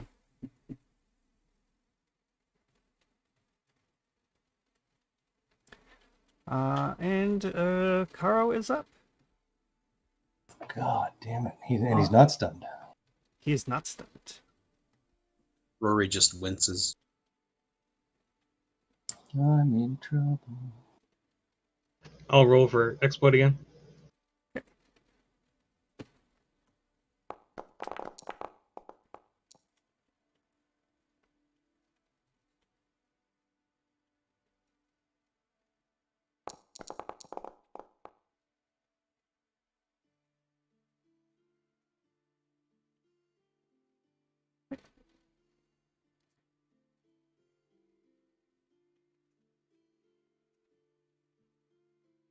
Alrighty. You guys are up if anybody else would like to do anything.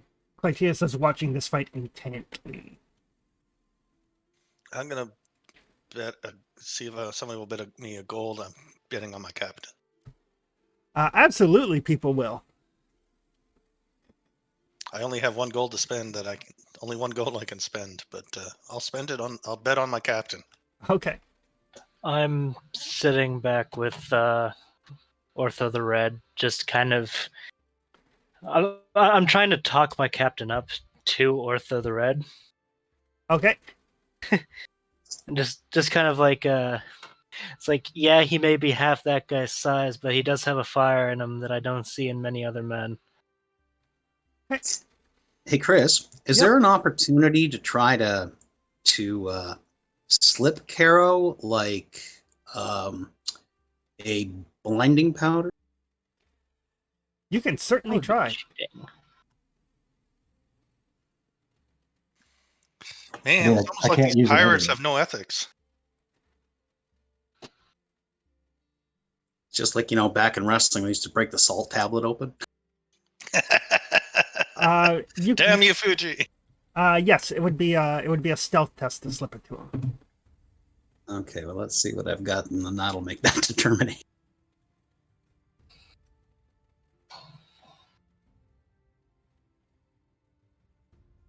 Well, I have the skill. 9's not horrible. What am I looking at for difficulty? With everything that's going on, it's just difficulty 1. Everybody is pretty focused on the fight and the fact that, first blood has kind of been taken already, so nobody's really paying attention to what the rest of the folks are doing. Gotcha.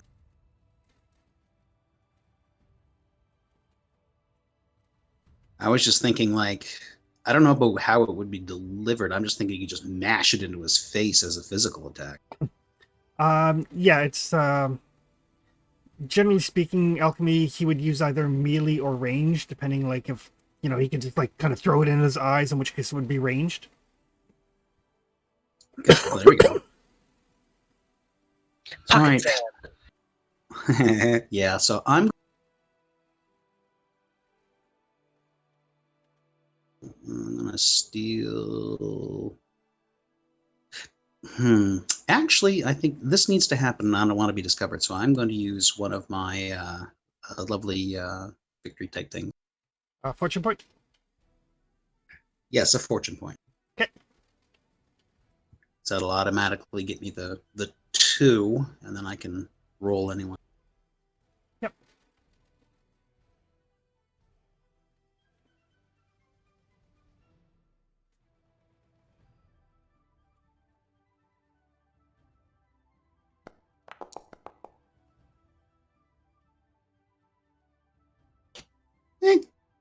Right. So you gain a momentum, and so Karo, as you kind of like wheel away and like take the brunt of that hit on your shoulder, Rory just kind of like pushes a little packet, like a little paper packet, into your hands. In the face. Well, that'd be cheating. I'm not going to do that yet. I might do it later, but I'm not doing it yet. Exactly. Last ditch, buddy. Last ditch. I don't know if there's any cheating per se. Yeah, would I know if I could do that or not? The only cheating seems to be if somebody else gets like directly involved. And I did not get directly involved. Nobody saw it. Indirectly involved. Definitely What? indirectly. Am I up now? Am I? Yeah, you guys are still up, so. Whereas if I have to stab him, it'll be directly involved. Well, Carry give me on. another round anyway. Okay, so I'm going to attempt to. So he stabs me, and I go flying into the crowd and get slip this blinding powder. Yep. I'm going to use. I'm going to try to use just my force of presence with this, like a savage All growl, right, to make him, cemetery's hesitate for a gone. second as an exploit action. Okay. As I charge.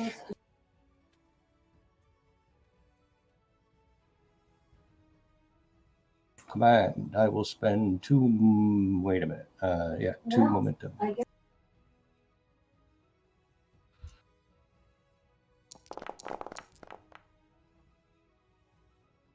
Roll one the of 17. laboratory.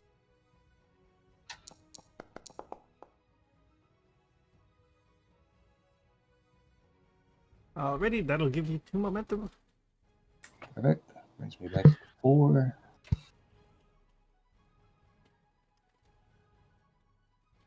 And I can spend those 2 on damage, right? So that was an exploit, was it? Yeah.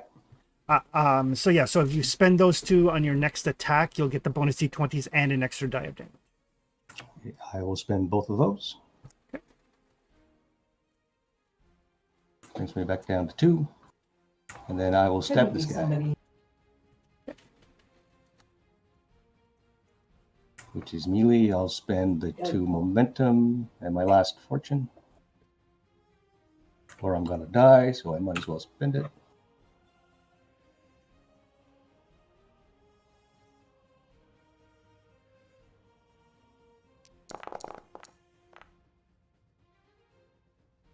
There we go.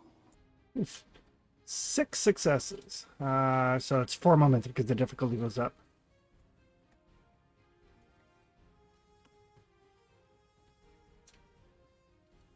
And then damage, right? Yep. Do you have stats for a knife? I do. Yeah, you gave them in Discord. Okay, perfect. Can I use my knife, or am I just using a normal knife? You just have to use a knife. Well, I have a knife. It's just a very good one. Damage. And how Use a much good knife. momentum? How much did I generate there? 4. I'll put them all into damage. I'll give him any momentum that I generated from exploit. If that gets him an extra one. It wouldn't really. All right. Momentum spend would exceed available momentum. Oh, we're going to put the 4 in there.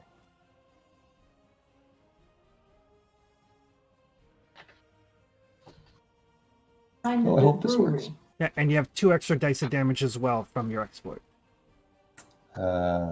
Yes, so that's what momentum is, right? No, momentum is flat damage. So you Okay, have to, I'll just have to roll 2 extra. Yep.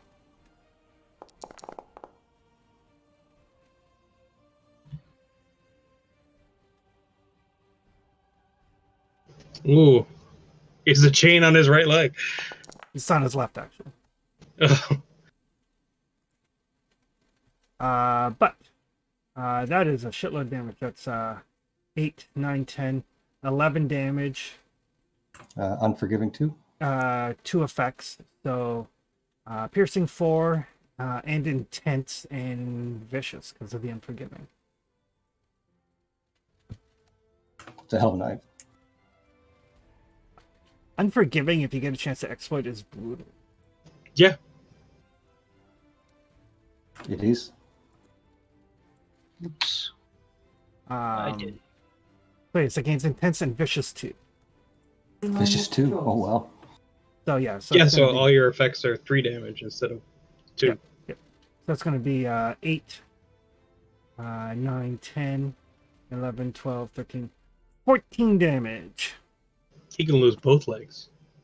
So yes, so as Rory slips this powder to Caro basically just turns around and he's got like this look in his face and lets out this almost feral growl. And as the challenger kind of like pauses for just a second, he takes that knife that assassin's knife that he got, and just like brings it in like this wide arc around the guy's right leg and basically severs the femoral artery that's in the leg. There's a spray of blood. And it all happens so quickly that you can actually watch this this challenger as he gets paler and paler as the blood just gushes out of his body. And then he just kind of like slumps on the floor.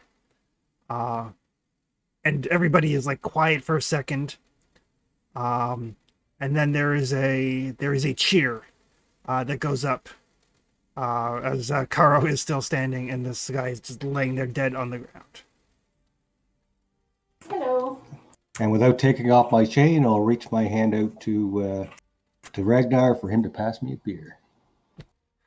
I automatically I already have it for him. I was actually about to drink it myself, but I hand it to him. Okay. Larry, you Thanks. may want to cut the foot off. Ugh. Take a swig, smash the glass, and then I sever his. The other one. Okay. Gotcha. And Trevor, roll a d6 for me. Okay.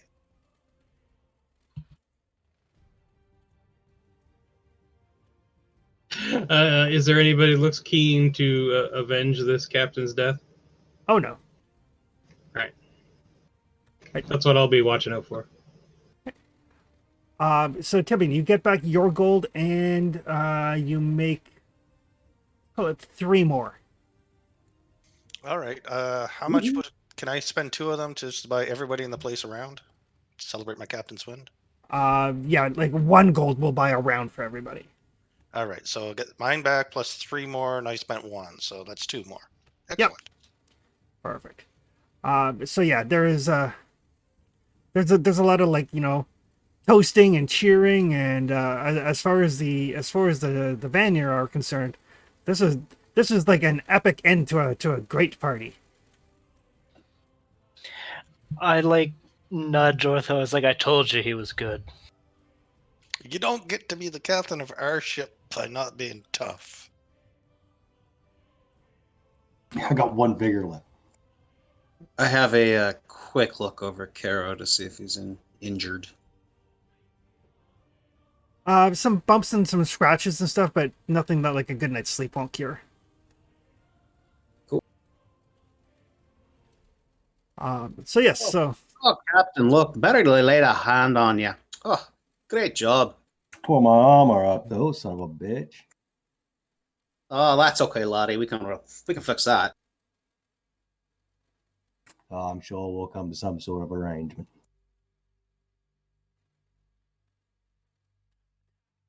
Maybe I'll take up songwriting.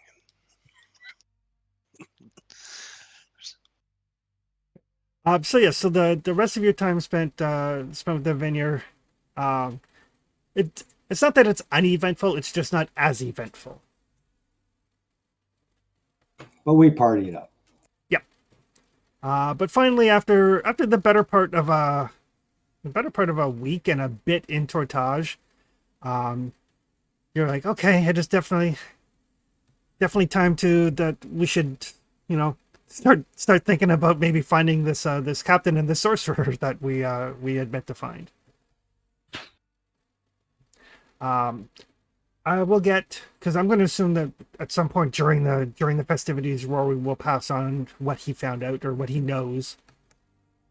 Oh yeah, no. Get a few drinks into me. I'll be spilling like a champ. So Tebian can give me a lore check.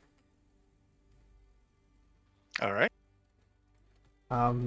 With your scribe, it would be, the difficulty would go down by 1. Good job, Captain. Had faith in you the whole time. So difficulty would be 1. Thanks, Claudius.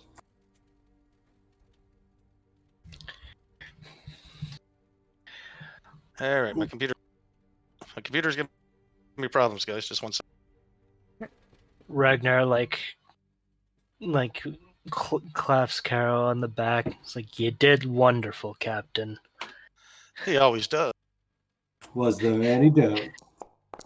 And he can tell that Carol is bruised, but he is bruised up pretty well. So he's when he claps on the back, he's kind of insinuating let those bruises and cuts make you stronger. He wants you to feel them. Nice. The Carol's not a big guy. He probably knock him half over. Oh yeah, might knock the wind out of you too. So Tebian, after you've had a chance to sober up and think about it, you have heard of the city island of Arzna. What you've heard, it is supposed to be a couple of days sail southwest of the Shemite city of Asgalan. Basically fairly close to the coast of Shem. You're fairly certain that once you're in the vicinity, you can probably find it. Awesome.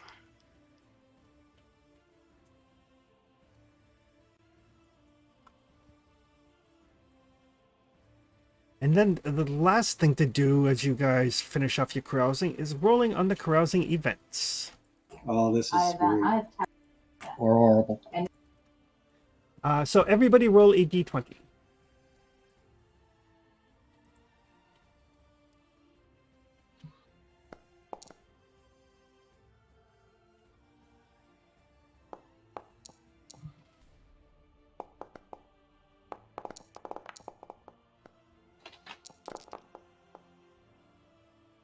So it looks like an 8 and a 5 are the lowest.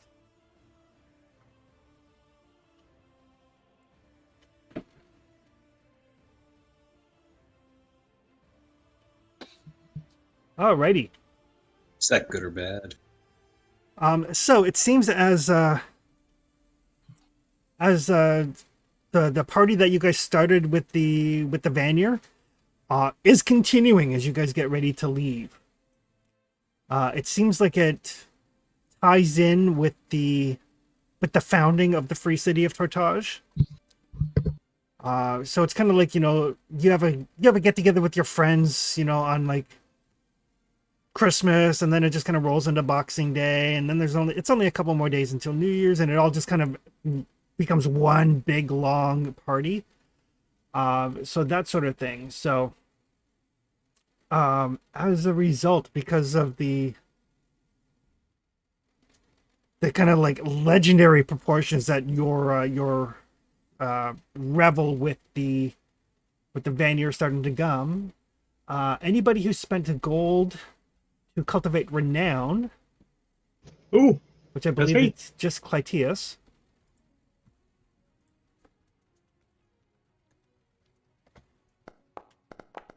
Regains a gold. okay. But during your efforts to bolster yourself and kind of like, not necessarily ride on the coattails of the captain, but basically say like, I'm part of that crew, where as you're going about doing that, a couple of people don't quite take you up on it, a couple of people don't believe you. There's a broken bar stool here, there's a broken wall there. And because you rolled effects when you were cultivating Renown, there's some trouble, which equates to needing to spend a gold to make restitution with everybody. Easy come, easy go. Easy come, easy go. I'm just surprised we didn't burn the place down, really. Broken stools, broken walls, broken noses. But yes, so after the better part of a little bit more than a week in Tortage, you guys get up, kind of like shake off the last remnants of the hangover, have a good hearty breakfast of like, some, pork fried in pork fat with eggs and, good hearty breakfast to eat the day with. The sun is shining, the wind is pushing in the right direction, like kind of get that sea air in the nose. I think today's the day we set sail again. Hey, Chris. Yes. Towards the end of our time in Tortage, could we say that like one of our pirates that was chosen for Ragnar's team or whatever, we say he's spending a little extra time with Ragnar, maybe learning directly from him? Sure. He's getting a little bit of extra, like, every now and again he might get a sparring session from Ragnar. Sure, we can do that. Excellent. Yeah, so you can give one of your nameless crew members a name, and we will upgrade him to toughened. All right. Let me hit up a name generator. Right. And as you guys hoist sail and set sail out of Tortage, we'll take a quick bio break. All right. Perfect. I'll get my blinding powder thing back from the cat. Okay. May as well, since he didn't use it.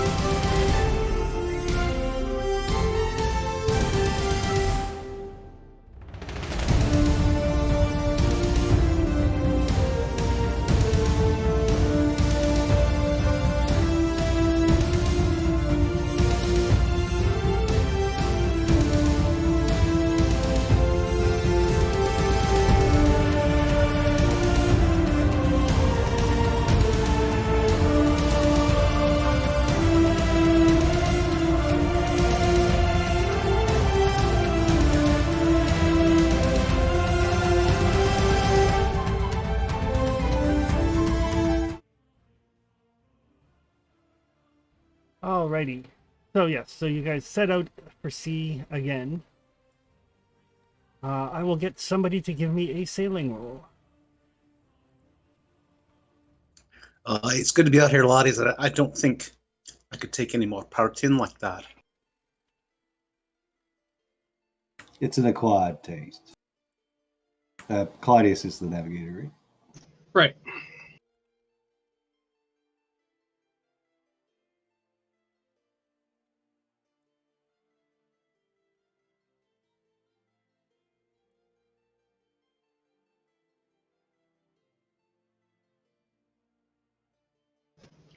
Didn't change anything, but still good.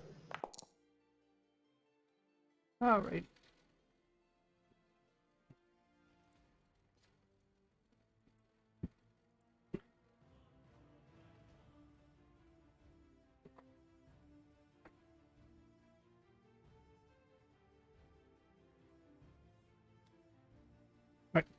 So you set sail out of the Bakara Islands, headed for the coast of Shem, and then you know that, according to Tebian, the island that you're looking for is southwest of the city of Asgalan, which is like right on the coast of Shem, right near the border of Shem and Argos. First day of sailing, perfectly fine, calm. The day is long, but the crew is definitely buoyed by the idea of being back at sea. Well, we'll put them through some drills just to make sure they're, muscle memory's back and up to snuff. Yeah, and it does take the better part of the day for most of them to recover from the, what they got up to in the town.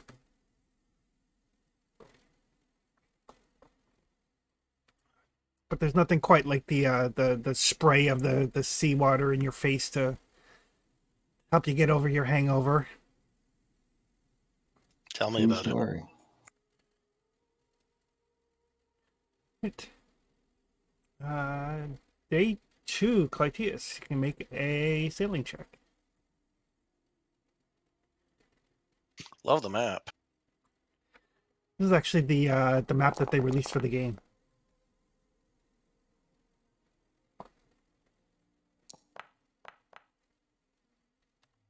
Oh, that's a good one.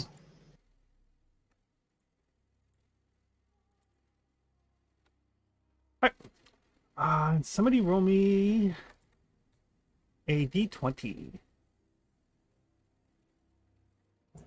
Got it.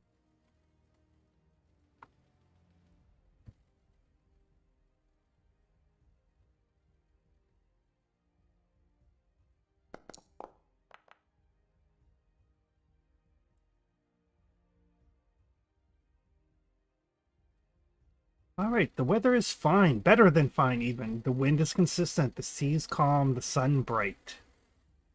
Progress is swift and easy.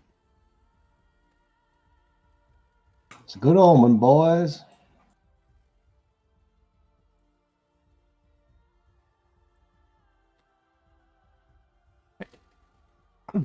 You start to make your way kind of like past the Carados River that leads inland into like Apollonia and through like the northern border of Argos. You do see a number of naval vessels, enough to kind of dissuade you from any attempts at piracy. You are very close to you're definitely in Argosian waters, but you guys are in an Argosian ship, so they do not cause you any trouble as long as you don't give them any reason to. La la la la. Nothing to see here. Mm-hmm. Just flying casual.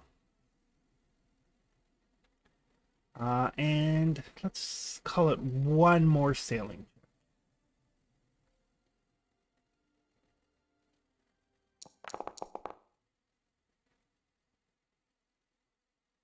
No, those are both good. We'll keep it.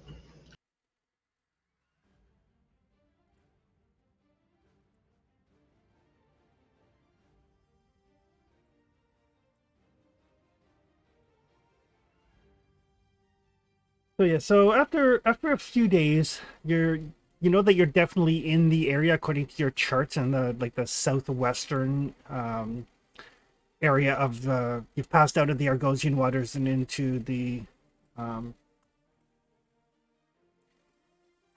into the waters of Shem. You know, looking at your charts, you're like, okay, Asgalan is here, we're here, and Tebian can give me a lore check.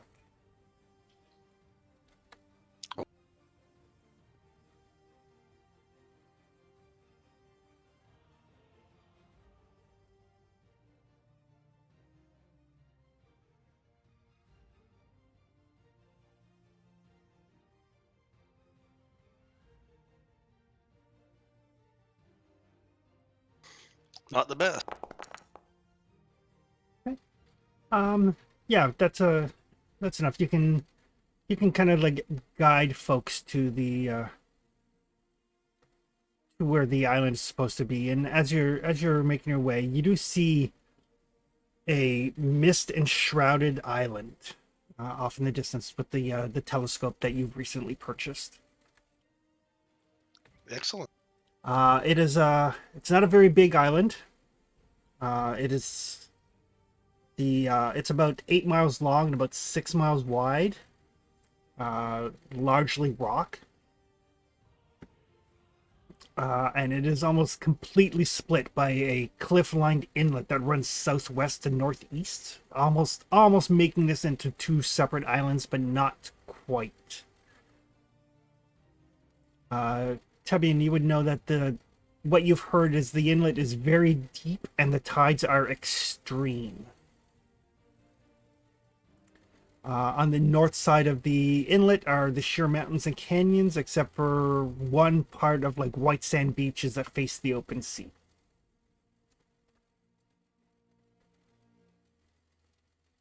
The beach would be the only place that we could land our longboats. Eh? Yep. And I believe Tebian is in the crow's nest generally. Yep. So give me an observation test. Is that does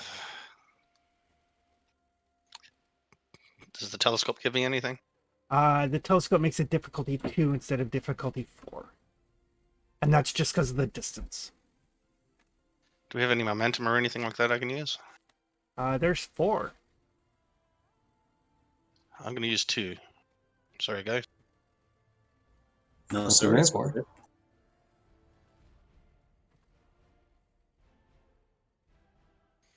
You got sharp senses, though, don't you? Yes, I do.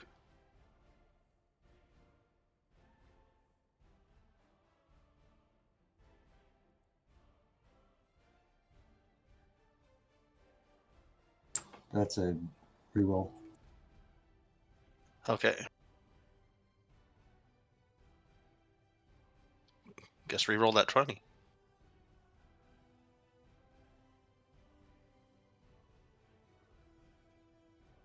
That's like the third time this has happened. Yeah, I think there's something broken or something like that. I'm just going to manually reroll that 20. Yeah. Hey, that's much better. All right. So that will give you 2 momentum in case you guys have any questions. No, that evens up the pot, though. Yep. What did the... So as you're kind of like scouting the island at a distance, along the sea coast in the northeast corner, there's two coves. They're about a mile or so apart. And inside one, you see what looks like a little township. And inside the other, you see a single estate. On the south of the town is a small plateau with fields. Looks like wheat fields. And you can see several small herds of goats. The northern coast of the island is a long white sand beach that faces the open sea.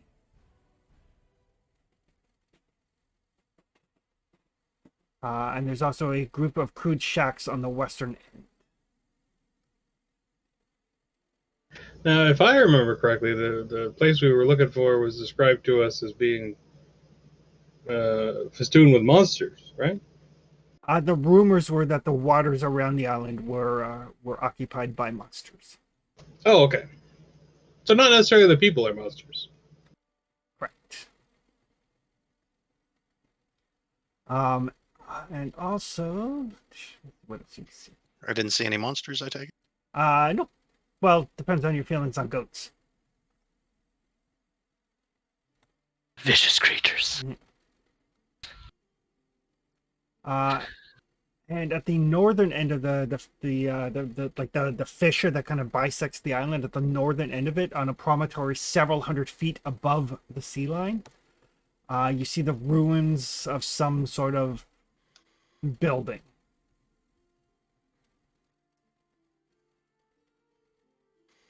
That's kind of sorcery.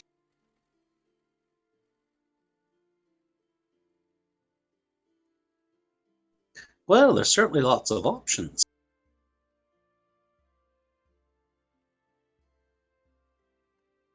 Is there any way we can approach from an angle that makes it harder to spot us? Yeah, like there's the fissure that leads deep into the island itself. There's like nothing around that. But the waters are very deep, the tides are very treacherous, and then it's like sheer cliffs. There's like the little beach, but then sheer cliffs. There's the little town. Looks like there's probably like 20 or 30 houses.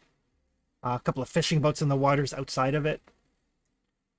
There's the little group of huts. That's about it. So there's plenty of ways you can approach the island without being seen, because really the only place where anybody would see would be from the two coves or the little group of huts. So we could, lay anchor near the beach without being like, hey, we're here. Yeah, it all kind of depends on which part of the island you want to approach. Or we could pull into the town and say hi. Or we could pull into town and say hi.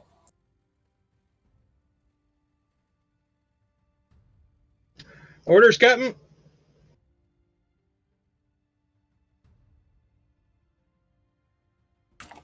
Take us in by the beach. I'd like to take a longboat over. We'll go on foot for the first bit, feel the place out. Right. I want to avoid those tides if at all possible. Right. So I will pull in close to the beach, but not too close. The beach on the northern end of the island, or the beach in the fissure? Whichever one the captain was pointing at. The beach that is furthest away from any other people. That would be the one in the fissure. I don't want to go in there. The other one. Okay. We just got this boat. I want to use it. So that would be along the northern coast. Right.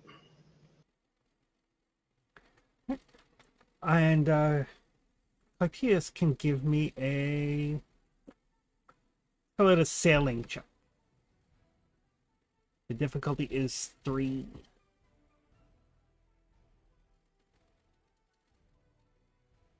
I will borrow some momentum for that, I think.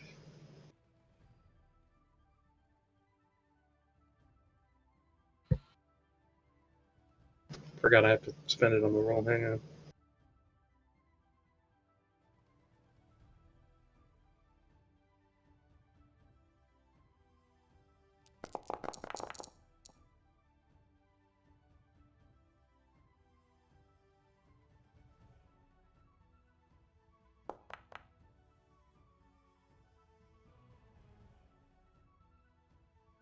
All right.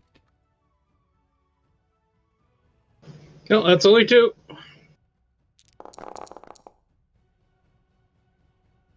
Son of a bitch. So as you're approaching this the sandy beach, there is a horrible scraping sound as your boat flows very abruptly. Everybody can give me an acrobatics check.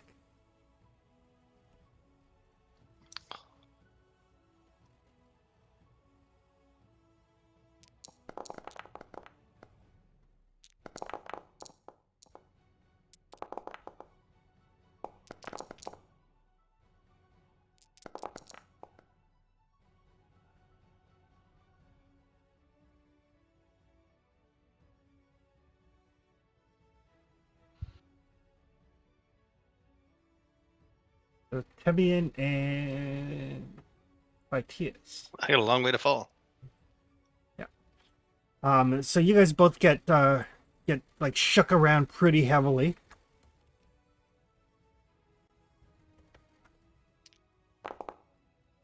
Only taking 1 point of vigor damage. Okay.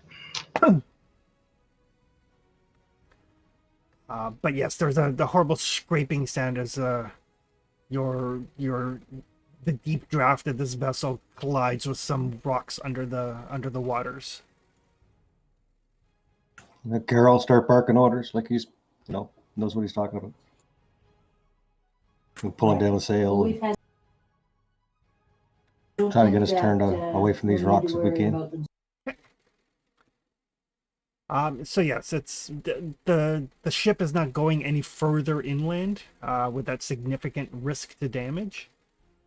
But you can get it off the rocks easily. Any major damage? Some structural damage, but no faults. All right, we'll get a damaged crew on that. Like, hi, Captain. But yeah, you guys are probably 200 yards or so off the beach. Easily makeable with a longbow. Oh, quite easily, yes.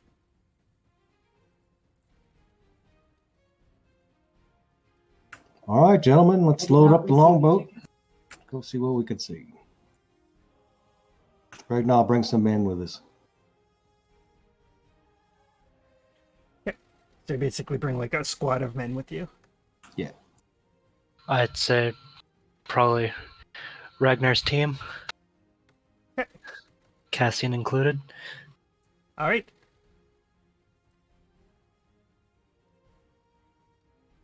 So you row your way to the beach. It is a gorgeous white sand beach.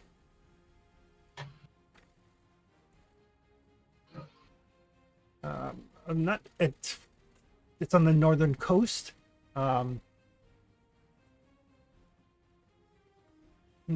Nothing around. You can see like if you follow the beach along, it will lead to those that group of huts that you had seen previously. Other than that, though, it's like the beach and then pretty much like sheer cliff walls.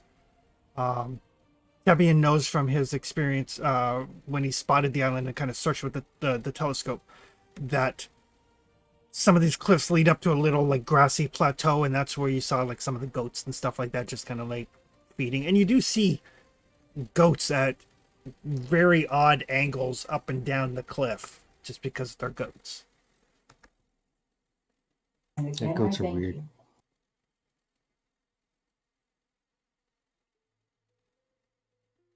All right, let's make our way to those huts.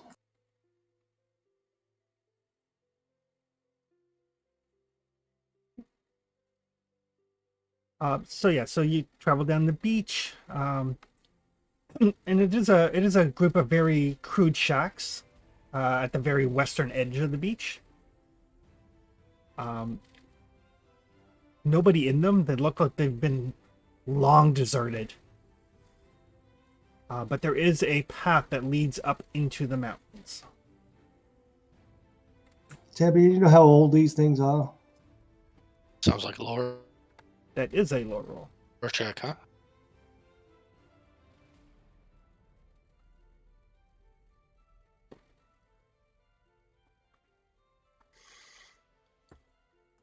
That's a pretty good roll.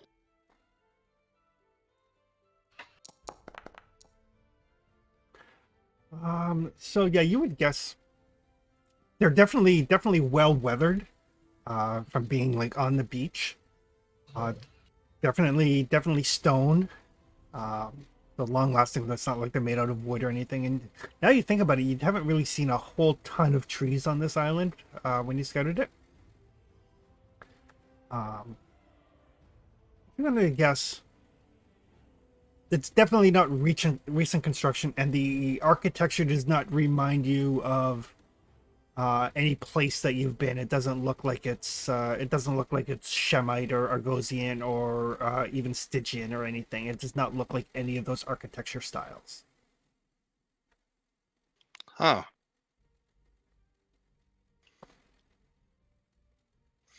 So like, They have like a lot of them have kind of a curvature to the interior walls.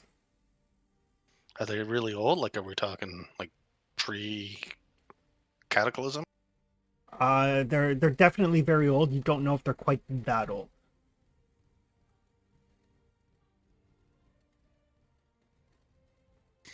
Is there anything in these huts? No, they have long since been abandoned. Huh.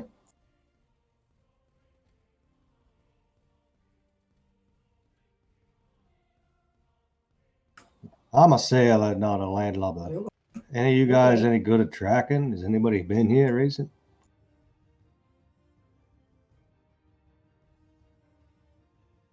I can take a look. That'd be a survival check.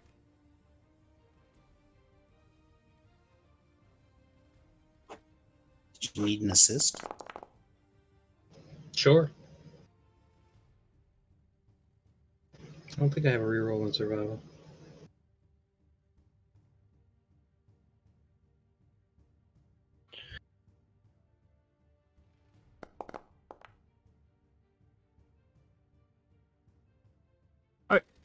So as Clytius and Rory kind of look around, no tracks.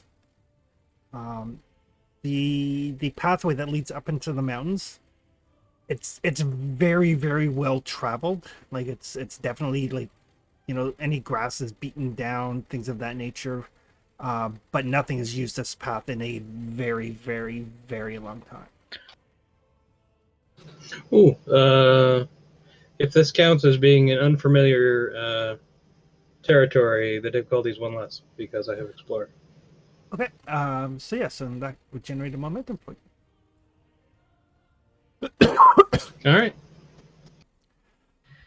And even as backup, does my hunter kick in and lower the difficulty by 1? Yes. Cool. So I get like 2 successes.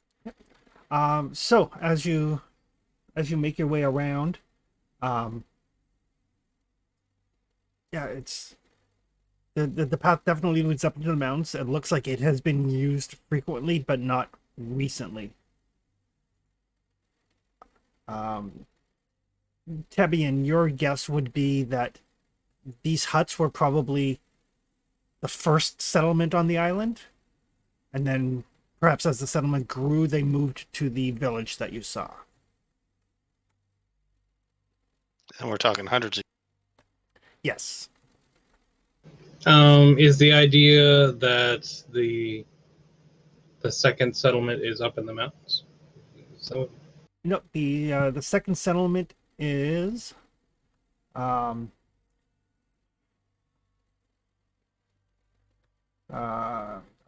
on the northeast corner. You guys arrived on the northern coast. right. You followed the beach along to the west to find the huts. The village is around the northeastern side of the island. So the pass up into the hills does not lead to the village. It probably does not. It may lead up to the ruins that you saw. It may just lead into the mountains. You're not sure. Okay. Well, if nothing else, we might be able to get some good place to observe if we go up this hill a little bit. See what we can see.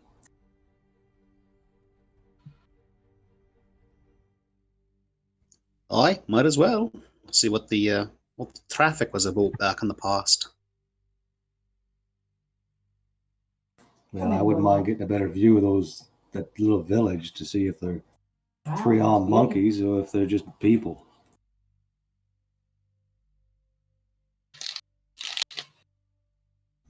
Well, it's possible that the village could be just there for Captain Deimos and his shit. Just to be 100% transparent, if it is a village of monkeys, I'm out. Back the ship. Understood. Fair enough. Now, where do you stand on mutant goats? I mean, Probably how good eating. mutated? How mutated goats? Like, are they like super strong, mega buff goats? Gonna do bad goat things, or just like big goats? Or maybe like one of them will have like a third horn or something like that. Yeah. The tri-horn. Fairly neutral. As long as they can roast. Let's get up the hill, shall we? Somebody can give me difficulty 0 observation check.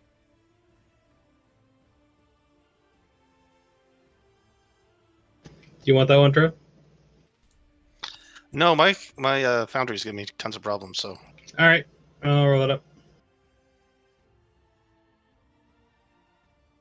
So, just for just for your note taking, Chris, I brought 6 of like my team. Okay. I'd like 1 to be in front of our group, 2 on either side of our group, and 1 in behind our group, just so if something's gonna charge us, it's hitting them first. Oh, a bladed minion armor. Poor guys. However, Fodder deployment. the one in back is Cassian because I trust him behind me over the rest of the pirates. We'll give them red shirts. All those that aren't elite get red shirts. So Clytius, as you're looking around, as you guys start up this this little path, you do see signs of recent use by cartwheels and people on foot. Oh,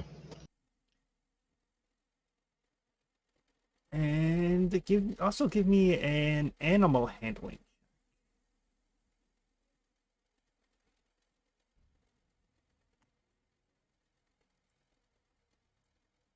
yeah. 1. So as you're looking, and you're looking at like the carts and the tracks, it's definitely a cart, but you don't see any hoof prints.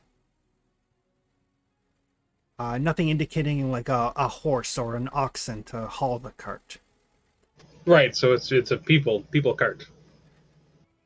And as you kind of have that thought, you're looking. You do see some imprints. Like basically, there's like the wheels from the cart that you found, and then the imprints in between where the 2 yokes would be. Where you would expect to see the hoof prints of the beast of burden.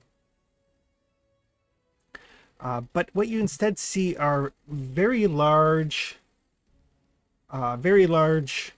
footprints. Probably a good 24 inches from like heel to toe. Yep. And that's pretty much because you only got 1 success in the amount. That's what you get unless you would like to spend momentum. Hey, Chris. Yes. I'll spend 1. Did in order to, because like when we started up, there was really no sign of like living people using the trail. Did we have a split where another trail joined us, and that's where we're getting the folk from? It looks more like because of how high the tides come, they basically washed away anything below a certain point. Oh, all right then. So you can spend momentum to ask questions if you have any questions. Yeah, I'll spend one. What would you like to know? What is it? So the footprints are about 24 inches from heel to toe. They have 4 toes that are kind of splayed with claws and what looks like some sort of webbing between the toe prints. Definitely not monkeys. Definitely not monkeys. Okay, that's all that matters. I'll let the captain know that they've got some kind of creatures with big weird toes that web toes that haul their, but they're not monkeys, so it's good. What kind of beast makes a track like that? Giant lizard people. It could be. Do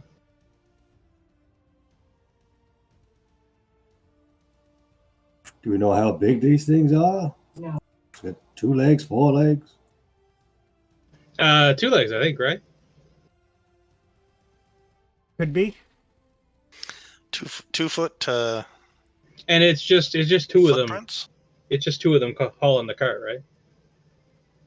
Yeah, you do see there are some other prints around walking with the cart, but these are the ones that stand out as being very distinctive. Yeah. Looks like 10 to 15 feet tall. So they're big enough that 2 of them can haul an entire cart.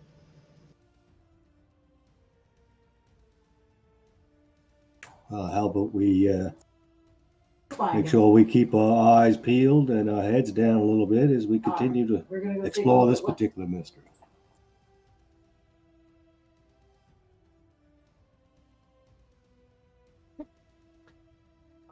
So as you start to make your way up this path, it is very, very treacherous and very difficult, and you don't know how they managed to get a cart up here. Whatever is hauling it must have been amazingly strong. And everybody can give me a difficulty 2 acrobatics check. That's not gonna happen.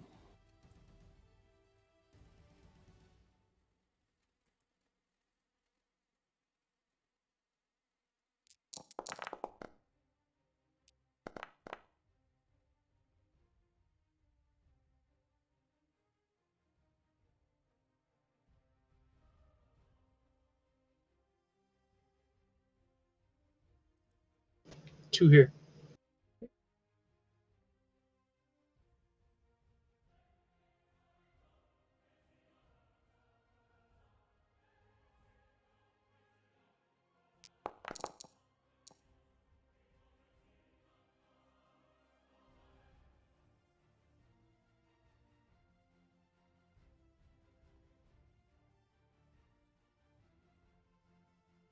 Not roll a free trip.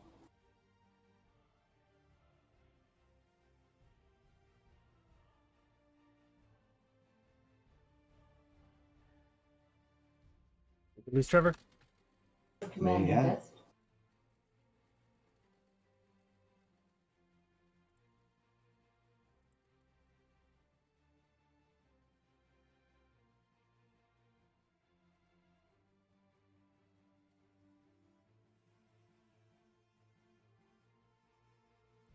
Yeah, I'll roll for Trevor.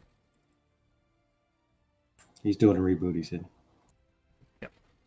Acrobatics.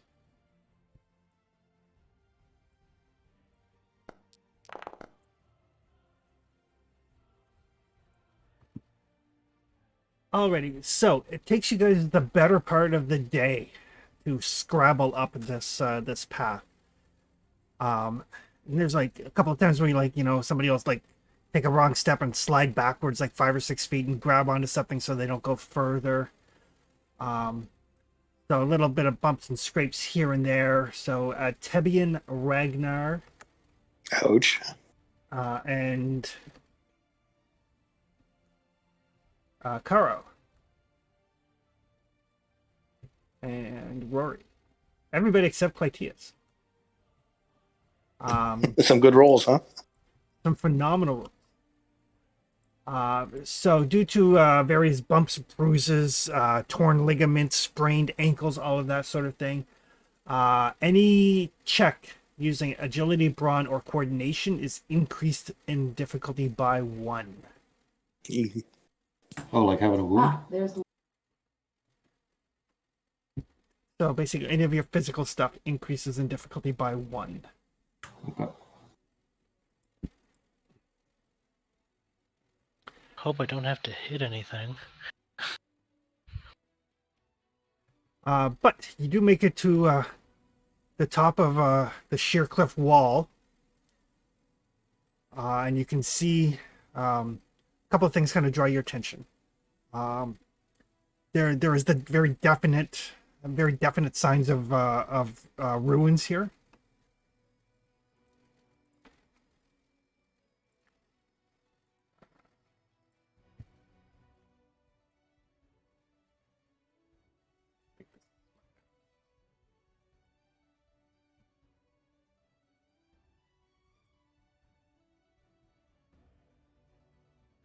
This is obviously not the scale, but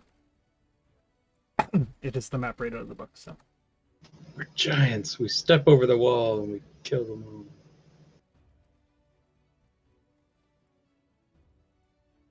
all. But yes, definitely the ruins of some nature.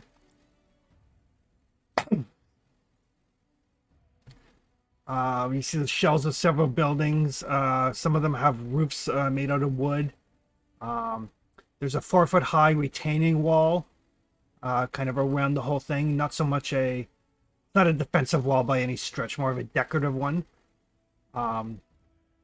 Variety of carvings and symbols carved into the wall, as well as a few statues here and there.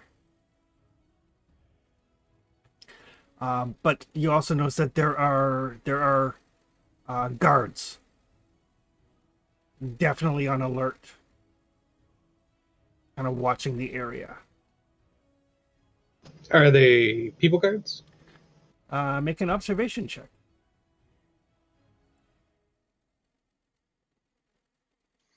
You boot me from the foundry if possible. If that's easy. 3 hits on observation. Yep, I can kick you from the world. Get out of here. I get them a lot. So yes. So as you look, the guards, they definitely they look to be human. Good. But you got 3 successes. As you're looking, and you guys are kind of like crouched down behind the wall. There's like a strange pallor to their flesh. Oh. And a very, very strong smell of fish.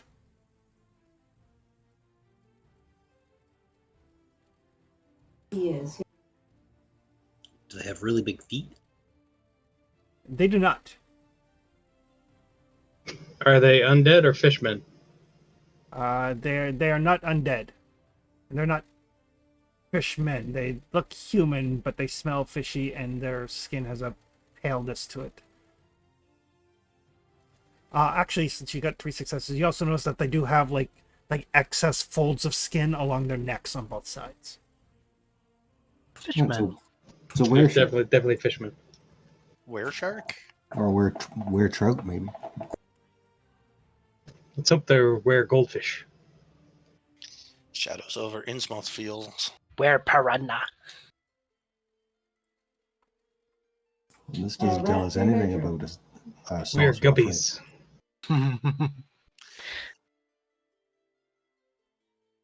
Whatever they are, they're about to be weird dead. Right.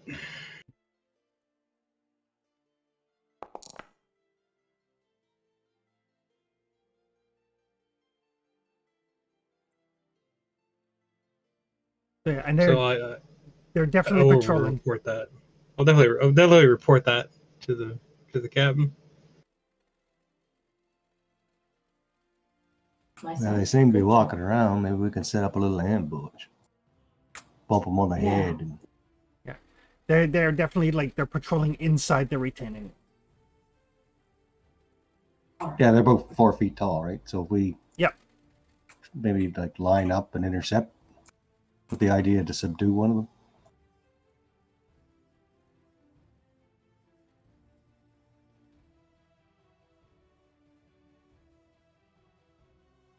Right now, you think you and your crew could just tackle one of these things and hold them down, keep them quiet? Well, Could Cassian, probably you keep him and- dead. Cassian, do you think you and the crew can hold one down? Probably. That's what I like to hear. I don't like to hear no, so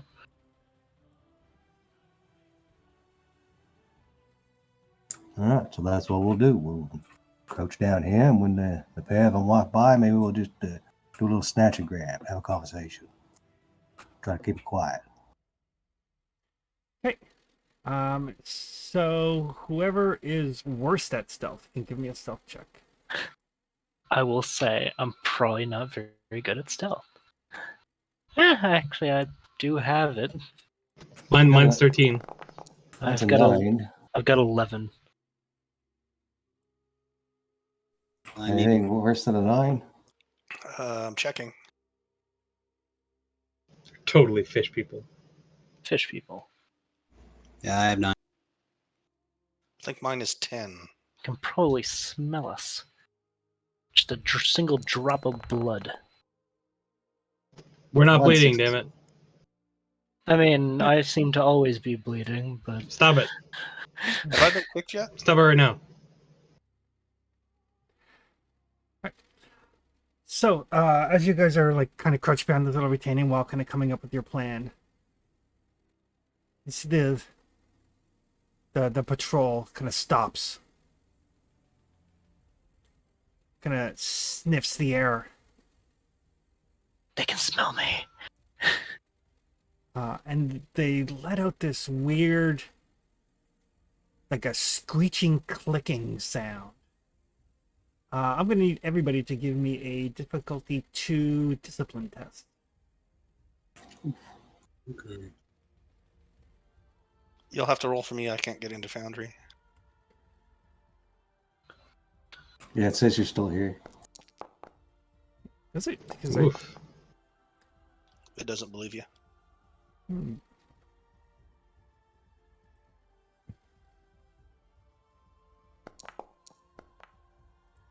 Oof, I still fail. What was the difficulty? 2.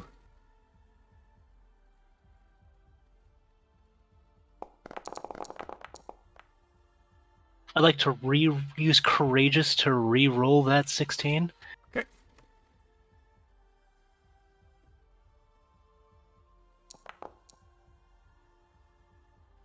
Ah. What is a courageous soak? It's a dice that you roll to soak resolve damage. Okay. Isn't it you just like that works like armor? Courage soak? Depends on the talent. Just courageous. I'm gonna steal momentum. I'll look it up. Uh, I've got a 2. Oh, yep. Courageous is just flat out 1 soak. Excellent. And I'll reroll Cool. the 18.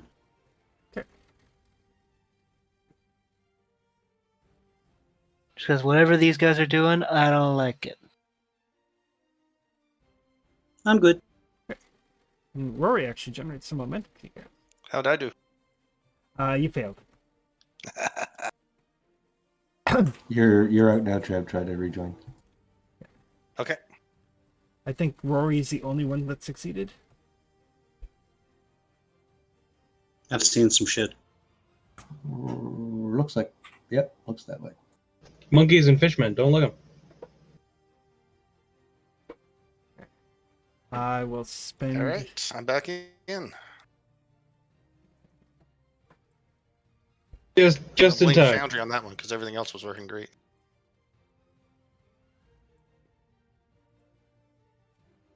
Damage is 3.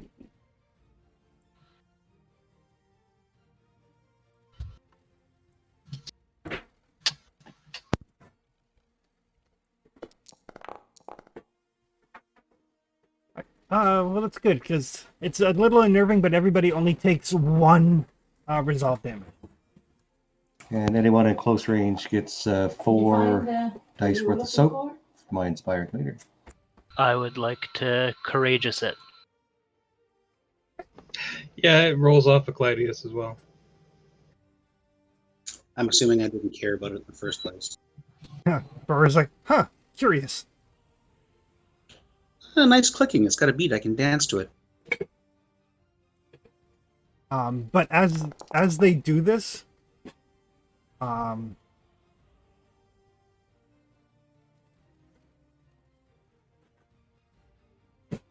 So that's 3 soak for anybody that needs it. okay. So yeah, so it's a little unnerving, but knowing that your captain is here with you kind of buoys your spirits ever so slightly.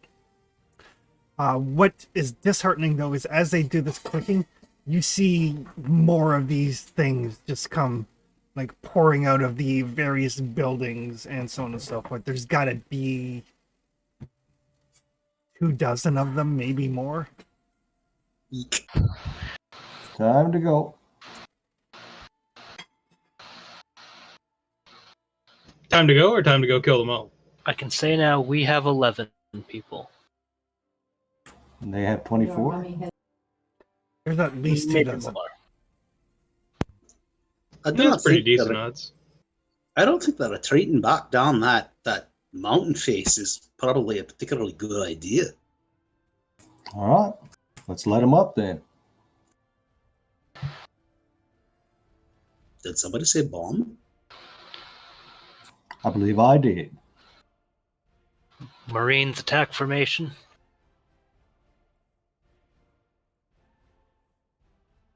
Operation Wedge.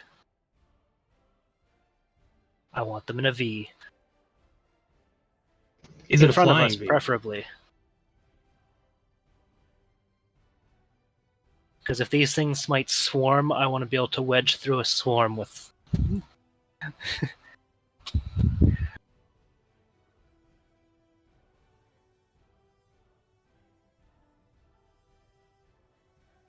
That will do.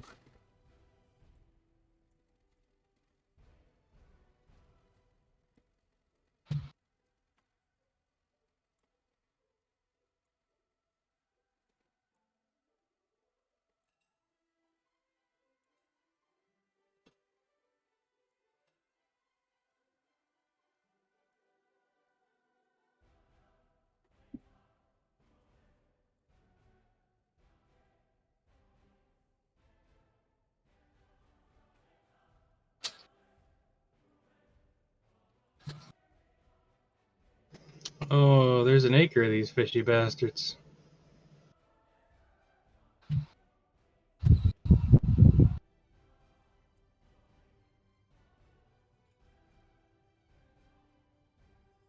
I also want to make it apparent to my Marines that Prime Directive, protect your captain.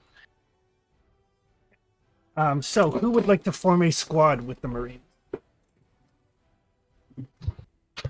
Actually, I think I will. That's the name. Unless Ragnar wants to. Uh, I think Rigor's got the talent for it now. I can only technically give benefits to one at the moment, and that's Cassian. So, Okay, so you Cap- want to form up with Cassian and let the captain take the rest of them, or what? yes, I did tell them protect your captain. So, Perfect. So you guys are up as you see this this horde coming towards you. I think we should stay together. Oh, yeah. Do we want to trap them on the wall here? I will. Is this a wall or is this steps? It's a wall. Okay.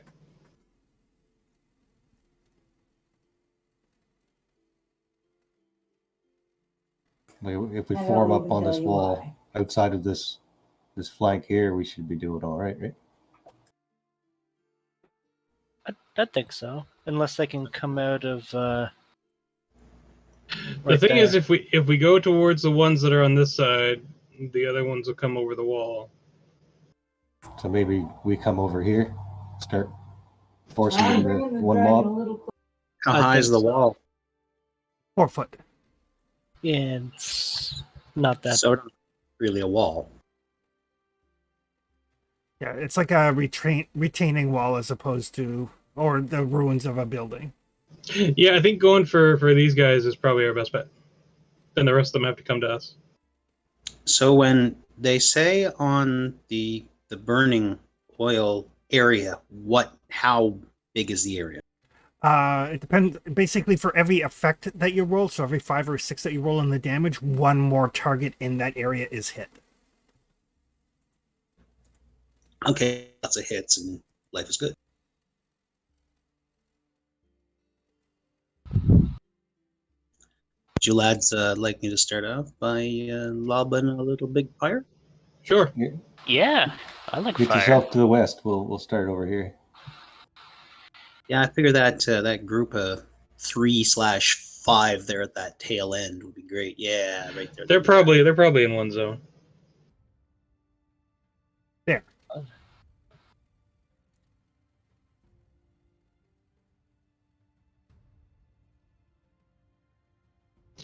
Just coincidentally, Chris, Should be able to do make these that rock.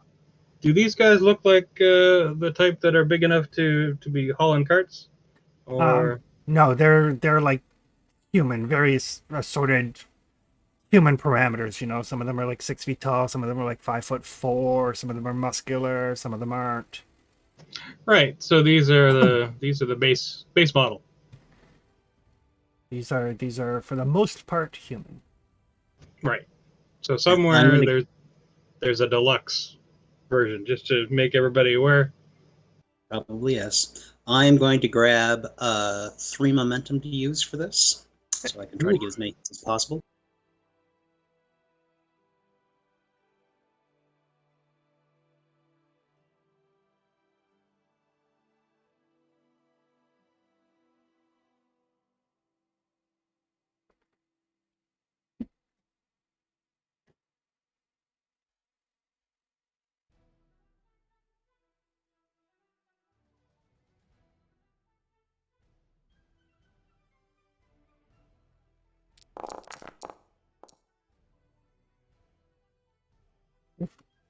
Five momentum. That was hot. Yeah. That's good. I can re-roll the 16 too.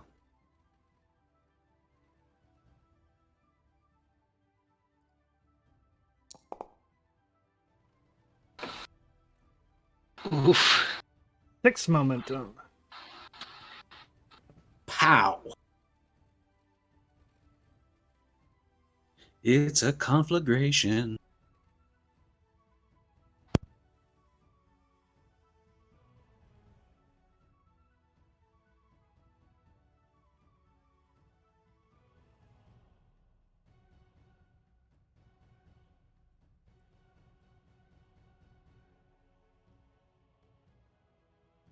So yeah, it's 4 damage and area and incendiary 3.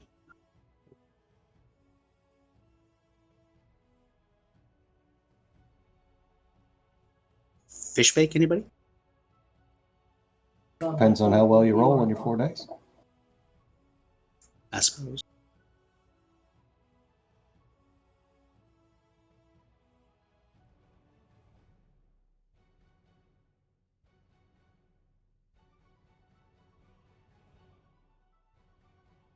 If you have bonus damage on range, does that get added to your alchemy throws? No, it doesn't. Oh, okay. I was just curious.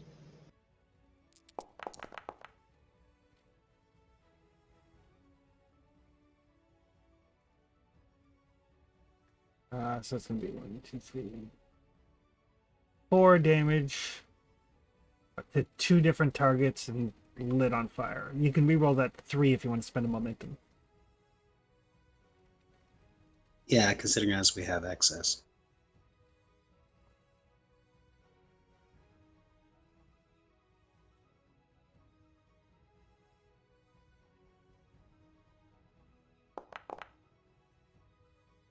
Ooh, so that's gonna be 1, 2, 3, 4, 5 damage to 3 of them.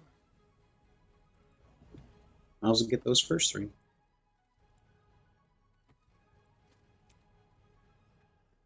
So yeah, so Rory moves up and like launches this concoction, and there's like this.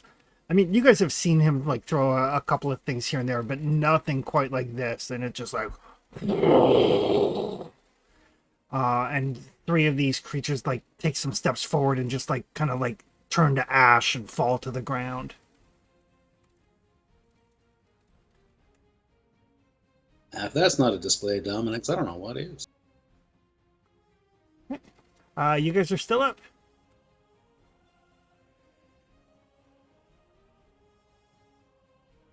I also Fighter make type? sure to draw my scimitar, so that way I'm at least defensive.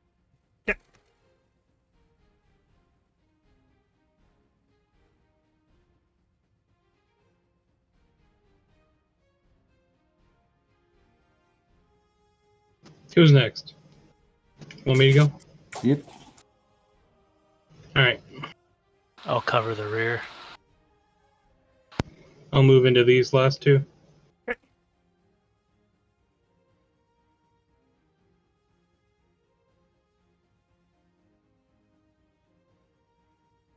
It slices, it dices, it juliennes. See these mashed potatoes? Yeah. They're what's bad. I'll spend one momentum for 2 extra dice. Wait, 1 sec. Let me add Rory's in here.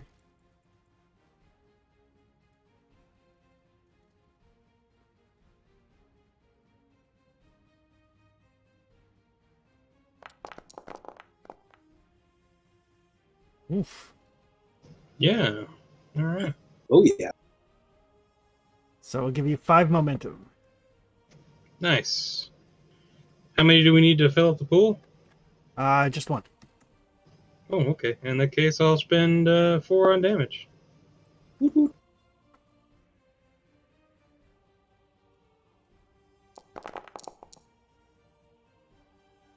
And I get to reroll, I think, 2 of those. Hang on. Doo-doo. Yep, 2.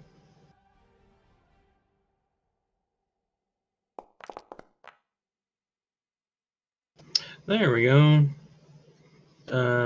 So that is 6, 8, 10 damage. Because vicious.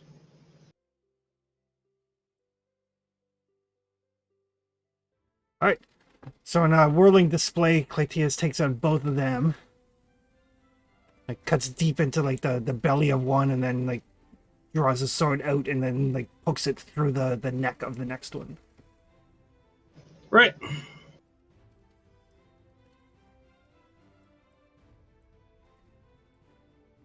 Clear. All right.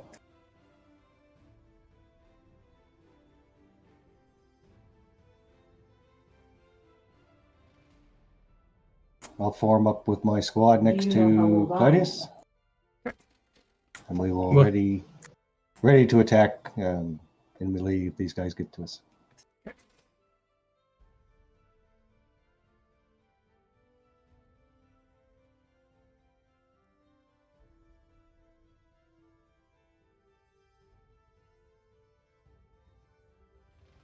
There's Cassian with me, Yes. and we'll go and prepare to bulwark for the captain.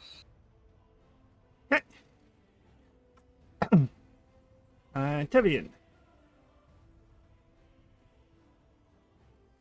Sorry, what am I rolling? What would you like to do? I'm trying not to get into combat. I'm not a combat guy, so I'll move over here by the rocks with this guy.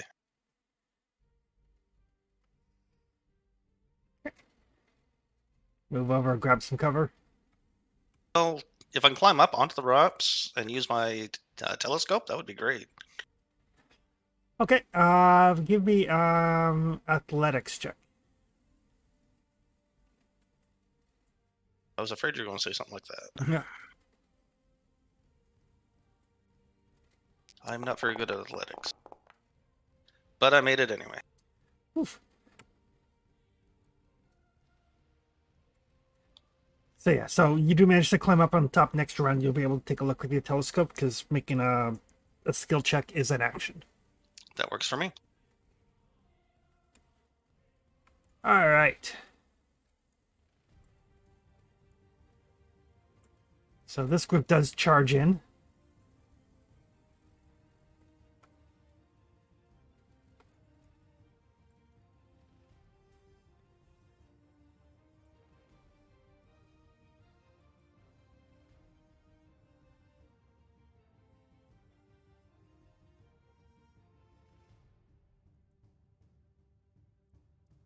Let's move in.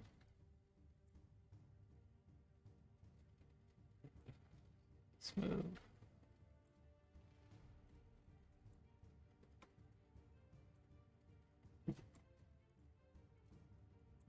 All right, so you've got a group coming in on you, Ragnar, and Rory, you've got a group coming in on you.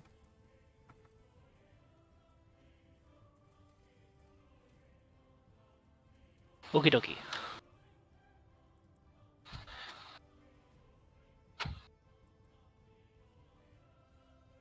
Rather than come in on me, then attack my captain.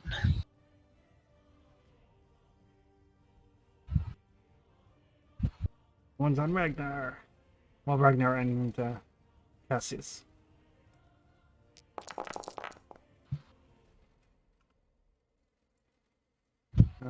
It's going to be 4 successes and a complication.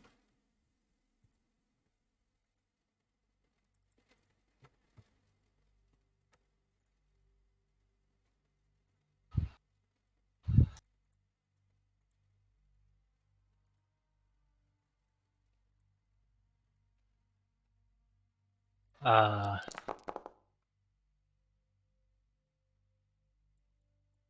didn't like that. So the good news is because you're in a squad, they can't actually hit you unless they do a called shot. All right. But that is going to be 9 damage to Cassius. So he takes the hit in his torso and he.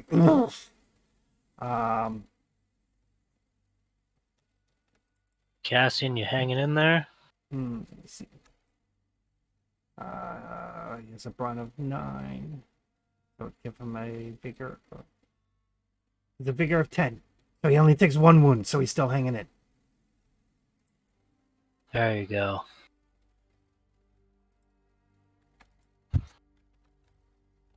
See, all that physical conditioning came in handy for you.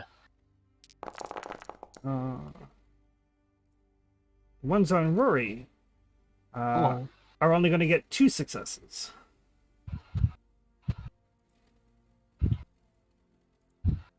And a complication.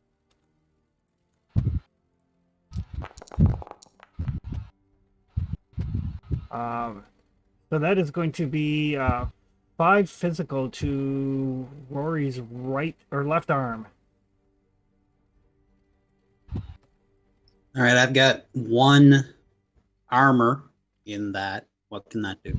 Okay, so that brings it down to 4. So you lose 4 vigor, but you do not take a wound. Yay. And 2 effects with the stun quality means that you are stunned unless you want to pay 2 doom. Pay 2 what? Give me 2 doom if you don't want to be stunned.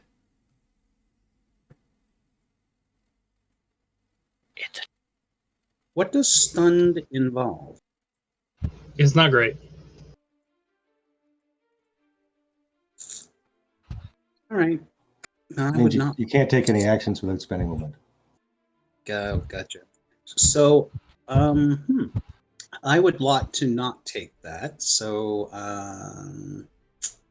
can we? Well, I guess we'll give you 2 doom. Alrighty. 8. But that is them. So these guys just basically just descend on you. You guys are up.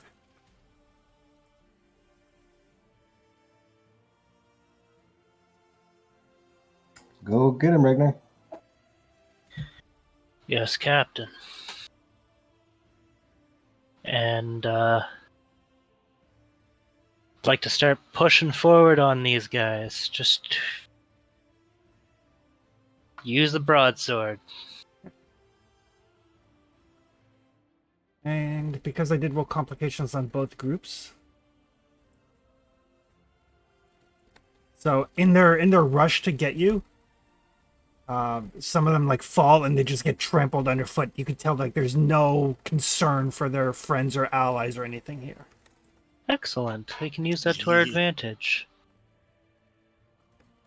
And with that, this closest one is going to take a broadsword to the face. Or at least will attempt to, at least. Dun, dun, dun.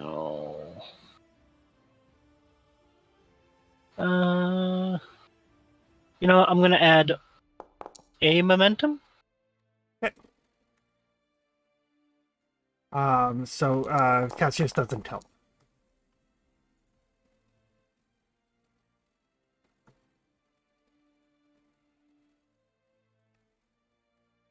Cassian's still probably a little winded from that last hit. Yep. But that is a solid hit with 3 momentum and a complication. Yeah. Ragnar have a reroll yet? Not for those. I can reroll all my damage rolls. Cool. I'm gonna use those 3 momentum that I just generated to just add 3 to this damage. I'm going to reroll 2 of these.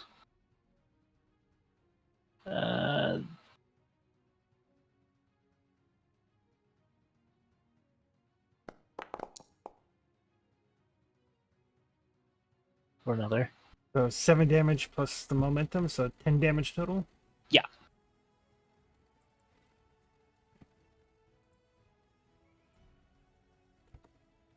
Drops 1. And then I'd like to move up to close with that next one. Yeah, well, they're all pretty much like in the scrum because of the way zones work. Right. So. Yeah. But yeah, so you cut through one and then you spin around and you jab your sword into the other one, and as it like turns around and almost falls to its knees, it wrenches the sword out of your hand. Bugger. All right, you guys are still up.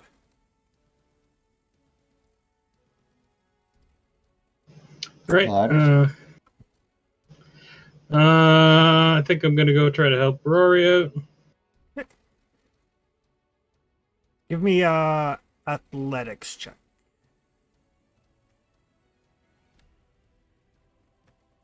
To vault over the wall.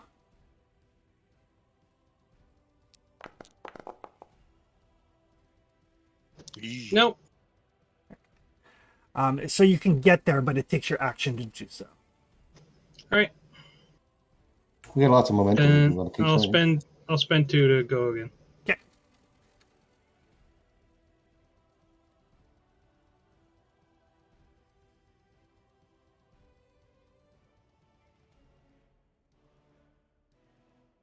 And I'll spend 1 for 2 dice.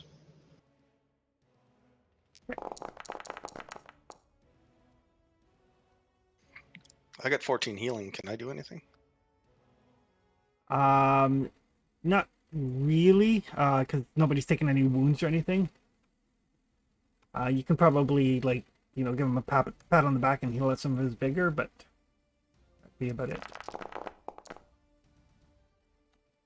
I'll reroll those 2 blanks. Okay.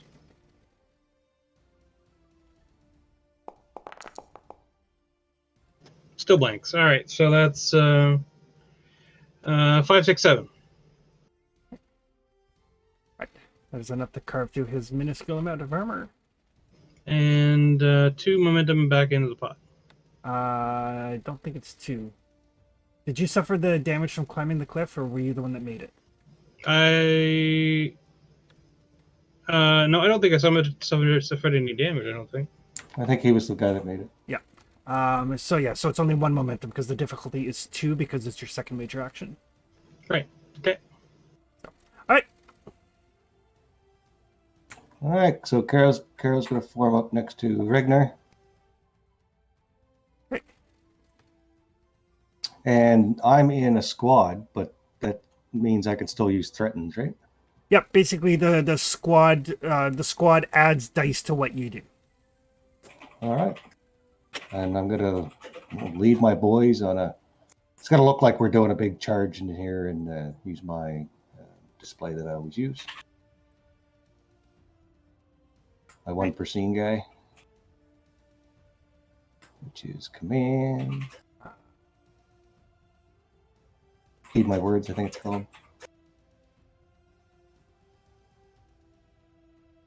And I get 4 extra dice. Basically, they help. They don't help. I don't know. I'll re-roll. They the would 20. help, but they're bad at helping.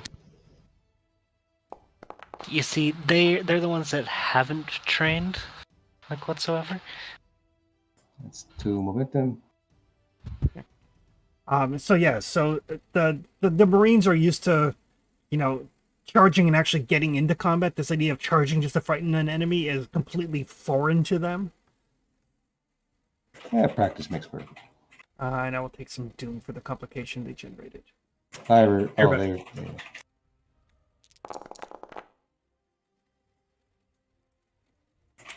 So 1, 2, 3, 4, 5, 6 damage and to 2 of them and stun. 6 damage to 2 of them.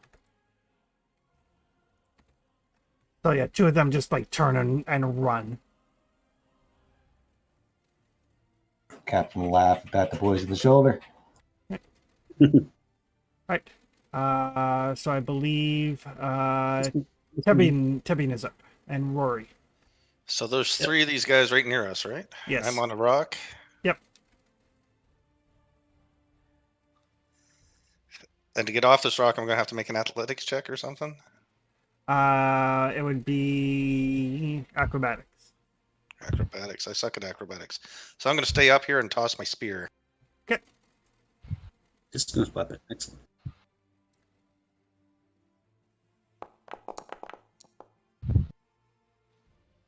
That's a hit. That's a hit. Woohoo! Is that good or bad? All I see are symbols. You did 3 damage to his left arm. Oh, that doesn't do much.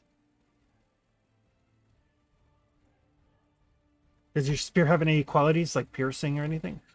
It's base damage 4, reach 3. Once thrown, the weapon can no longer be available for use until it's been recovered. No. No, it doesn't have anything like that. It's a very nice spear, though. So yeah, sorry, that catches him in the left arm. He kind of grunts. All right, so that leaves me with a dagger and a steely glare. So I'm gonna have to get down next time. All right. We're So gonna I'm have gonna. Kill you a guy with a crossbow or something. Yeah, no kidding. I'm gonna basically take out one of the level 2s and hope for some spread. And I'm gonna spend the 3 momentum we have to hopefully generate a lot more. Okay.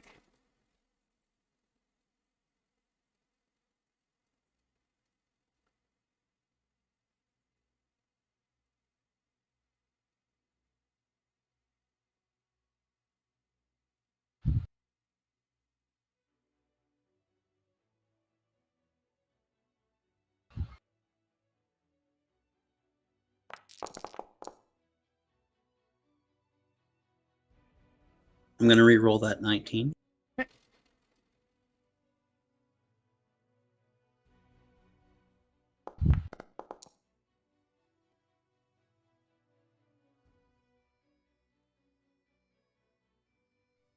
So mounted be. But 3 momentum.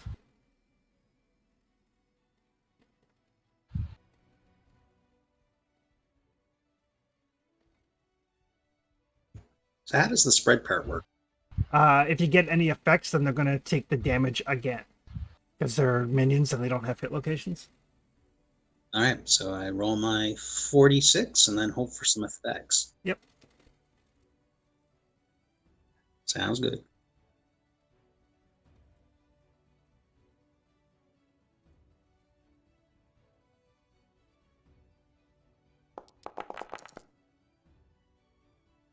There we go. So that's 4 damage. And 4 damage and 4 damage. He burns to a crisp.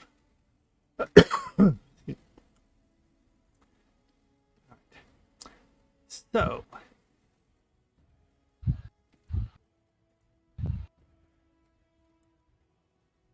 I'm going to move myself a little.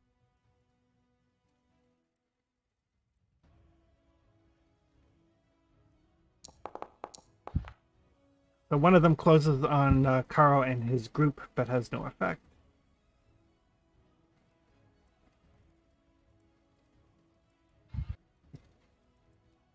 Those guys are going to close on Clytius.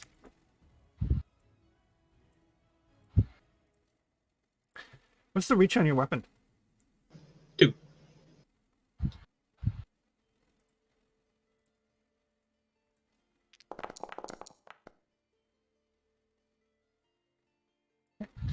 So you're managing to keep them at bay with your sword.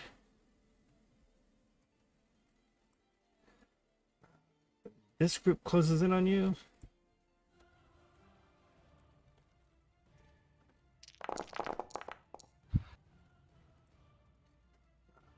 That is a bunch of shitty rolls. But they actually do manage to hit. They generate no doom, but they do manage to hit.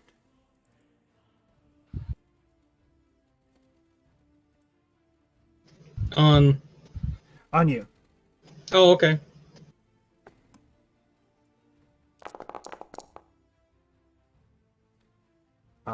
For 4 physical to your left arm, and you are grappled as they basically pile onto you. Oh, it's bad. Also, we should have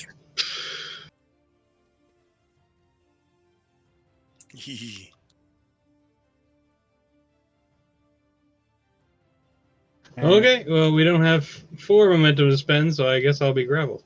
You can give him a doom if you want. You can't actually. Oh, no. time to spend. Yep, grappling is not something you can buy off. Wow. And then the group is going to jump on Ragnar. You can't use a talent point to avoid I don't like them. Ooh, that is going to be They 1, 2, 3, 4, Didn't have 5, any 6. piercing, did they, Chris? Sorry. No piercing. Okay. Their claws are grappling instead of piercing. That is going to be 7 successes on Ragnar.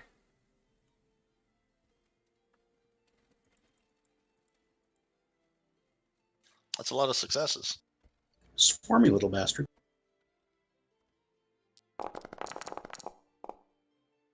Can I parry? You cannot parry as long as you're part of a squad. Ah, You can break the squad, which means you're susceptible to being attacked, but then you can defend. Because you're part of the squad, though, these guys are basically swarming your squad and not you because they didn't do a cult shot. right. But Cassian is going to take 1, 2, 3, 4 damage, which will cause another wound to him. So Cassian just goes down in a pile of like claw and blood. Yeah. Hardly even knew him.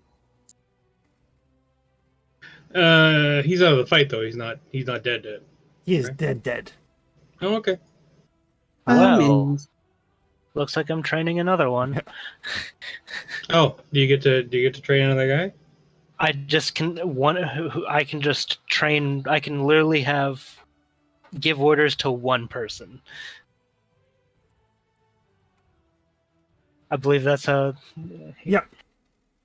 I need okay. I need the time to make sure that he's. I can do this back on the ship, but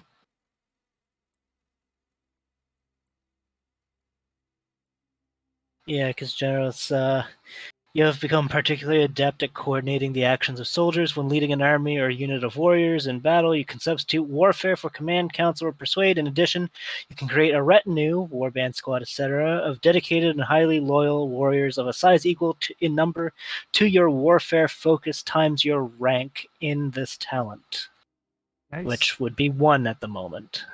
Yep. All right, Tebian, from your vantage point, you see more incoming. Oh no. You guys are up.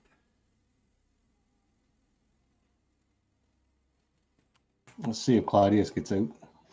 What do I need to roll to escape? Your choice of athletics or acrobatics. Your difficulty is 4. Does it matter that I only took 3 damage? Nope, it's difficulty is the number of effects they got on the grapple. Okay, so I'm never going to escape, I guess. I don't know.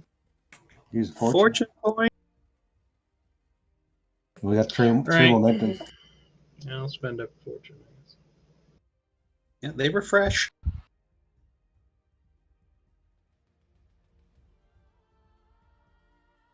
I think I blew through 3 of mine in like an hour and a half in Tony's game yesterday. Yeah, you did. Yeah, throw a couple momentum in there. Hey.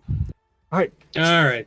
So with a mighty shove, like you guys see Clytius get buried under this pile of creatures, and although they look human, they do have very sharp, grabby claws, and he just goes down. Doesn't get knocked prone, but they're just all over him, and he just kind of like shrugs and knocks them back like a foot or 2 and gets free. Fishy assholes. It's the big show. Yeah.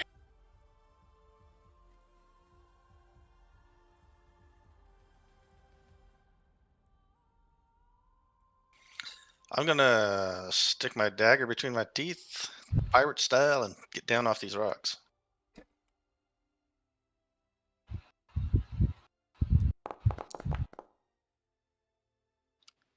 Very successfully. Alrighty, so you kind of like slide down, landing, not falling prone, not taking any damage, generating a momentum in the process. This mount was good. Silly Tebian, daggers aren't for eating.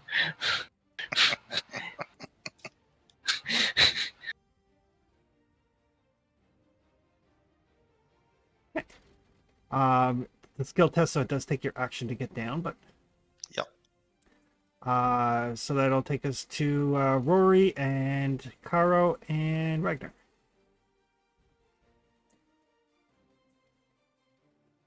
Burn some of these bastards, would you? Yep. Will do my best.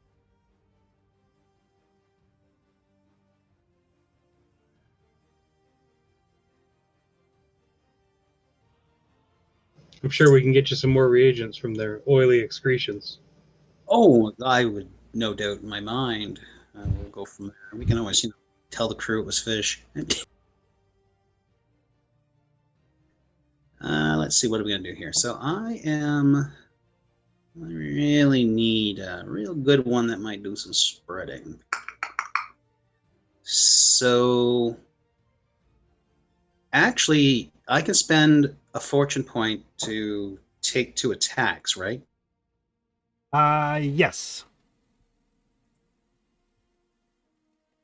Well, that seems like apropos for this scenario. So I'm going to make 2 separate attacks. So I'm going to use the remaining 3 momentum on the first one, and we'll see what that does and then go from there. I guess that's how that works.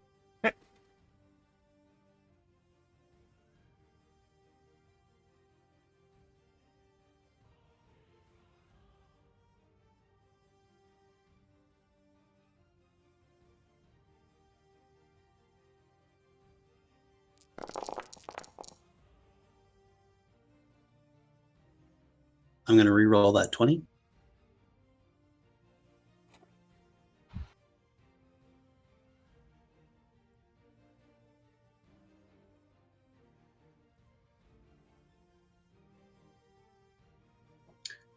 All right. Cool. Now on to the 4 damage. Yep.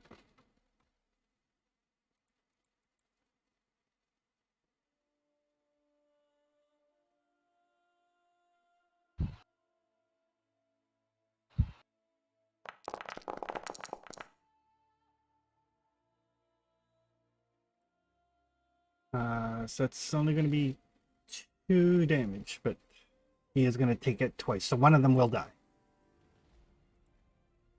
Nope, actually, one of them will still barely be alive. You can spend a momentum to reroll damage, though.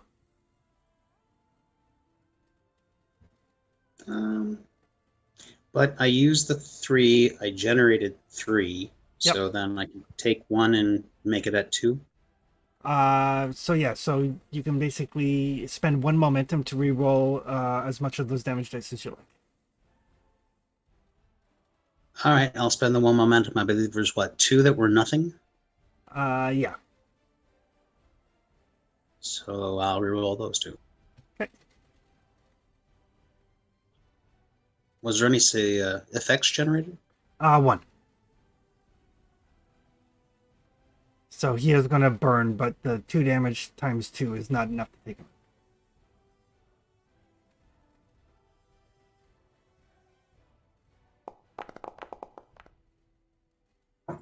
It was destined.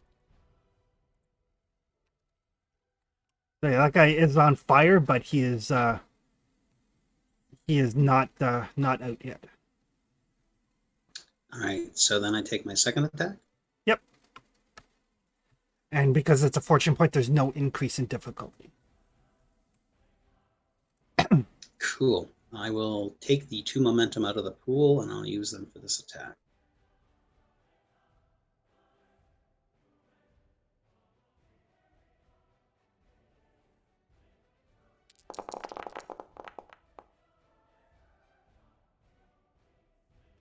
I'll re-roll the 16.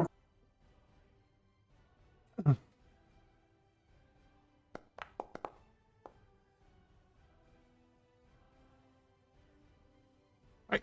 All right. Are you hitting 2 the begats, 2. same guy again or a different one? No, his next door neighbor. Okay.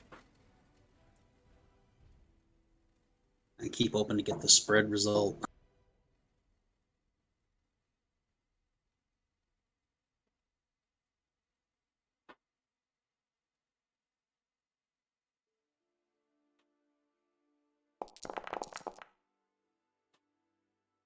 Ooh. I think I will steal one of those momentums and re-roll those 3 fuck Yeah. ups. Yeah.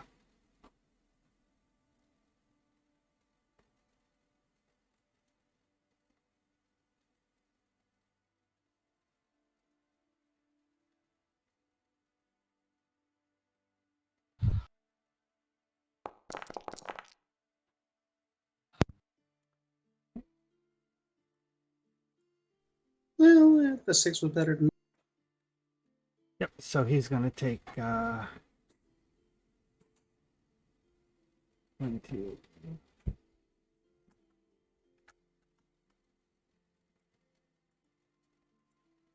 All right. So he's in the same position as Buddy.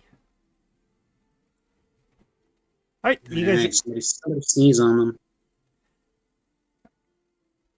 All right. You guys are still up. Carol will go after this last. There's only one guy here, right? So Yes. we'll stabby this guy. Well. I'll Oh, spend 1 yeah. momentum.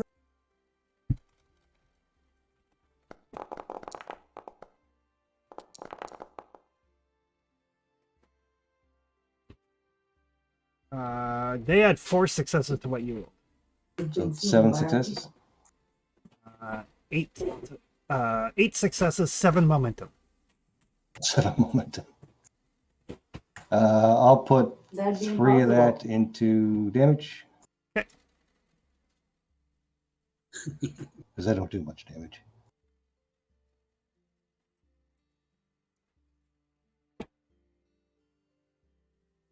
Yeah, but it's still going to leave us at like 4 momentum, so it's all good.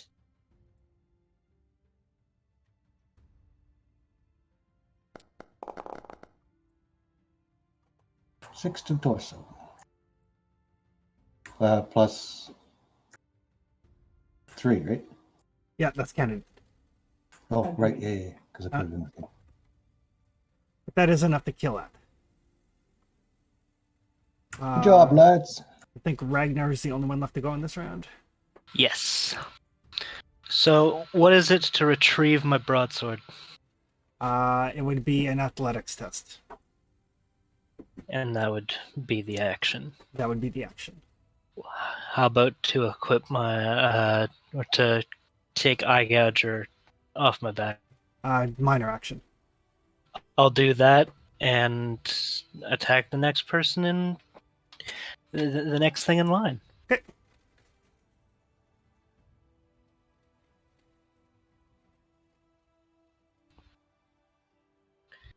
A conga line of death. And we have 4 momentum in the... Yep. I'm going to use 2.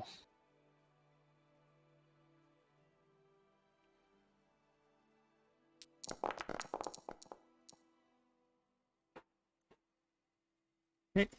Use 2, gain 2. Yeah, and I'm going to use those 2 on... to add extra damage.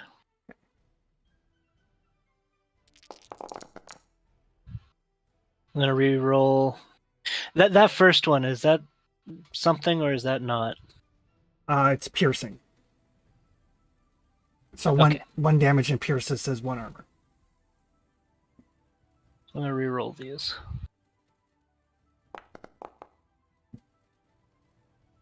Oh, 2 more. So 9 damage and a bunch of piercing.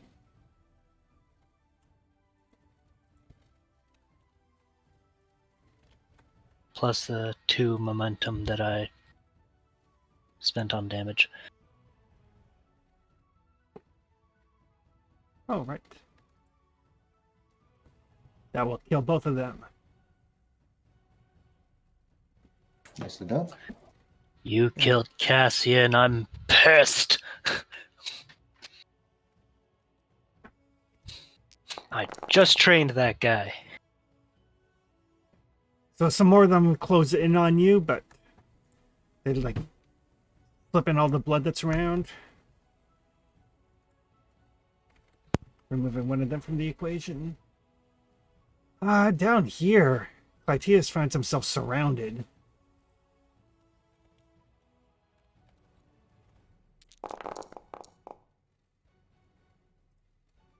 There's going to be only 3 successes with their clubs. Okay.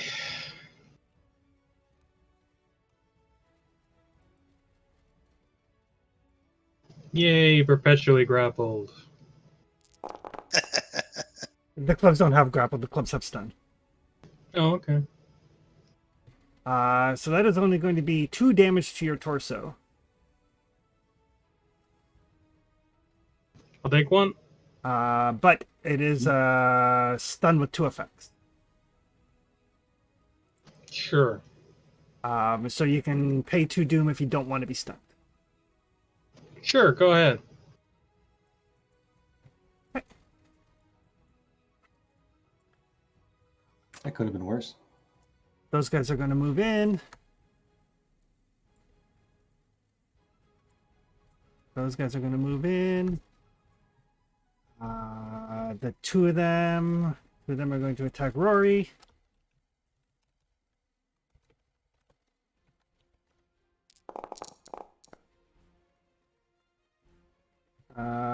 They will get 1 success. What is the range on your scimitar, Rory? The reach. Yeah, 2. All right. So yes, you do manage to keep them back. Ha ha! Ooh, ha!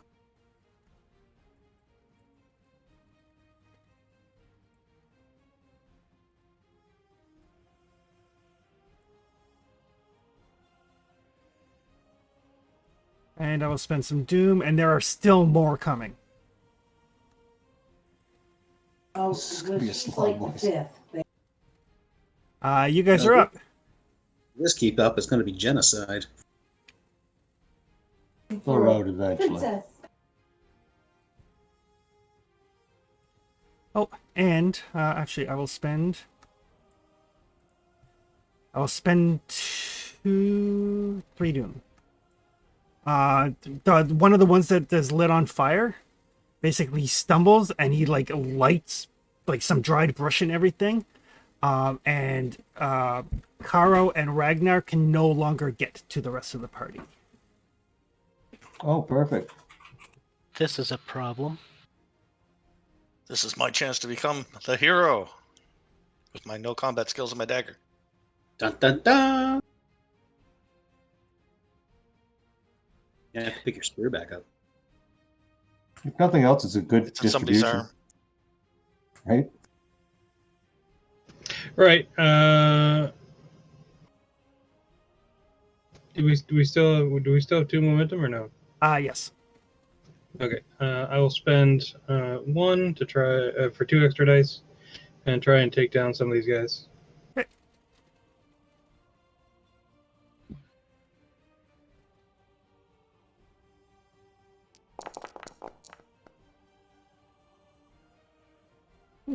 Good roll. There we go. Nice.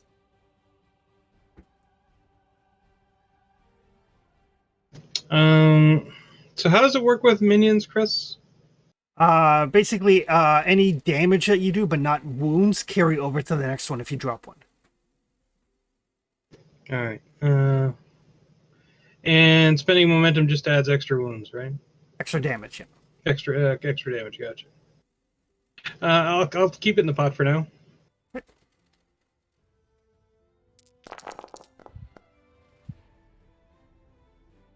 Reroll the 1 blank. There we go. That's gonna be each of those is double. So that's what they're 6 times 2 is 12. That's 2, 4, 6, 8, and 12. Yep.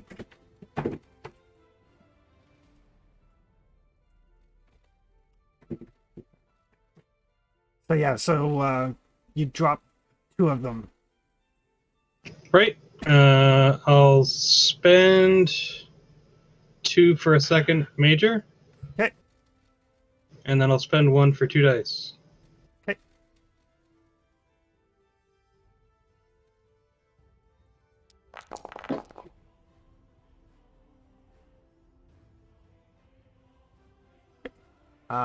So that will be. I think that's 2 back in the pot. Yep, 2 momentum back.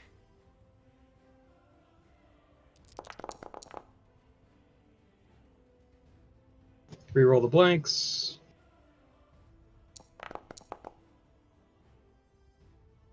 Okay, that is 8, 9. Yeah.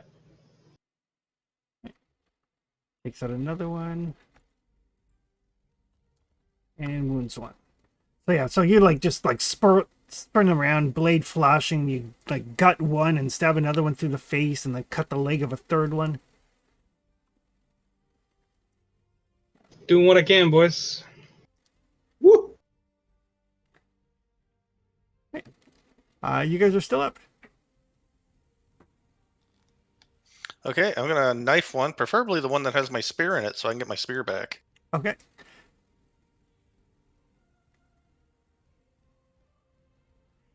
He didn't even know he had a free spear. Yeah, I know, eh? What a dummy. That will hit.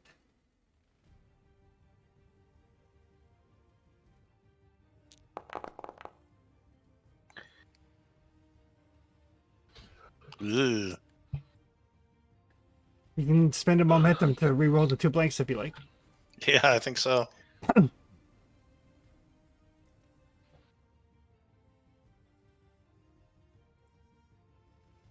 Oh. I'll just roll 2d6. it's not all rolling the good for some crossbows and reason. things. I am on Linux, but I am on Chrome, and I thought this was web-based.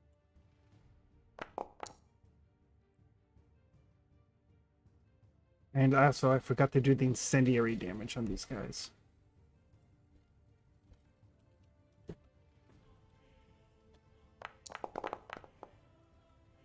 Yeah, I was wondering why more of them were dying.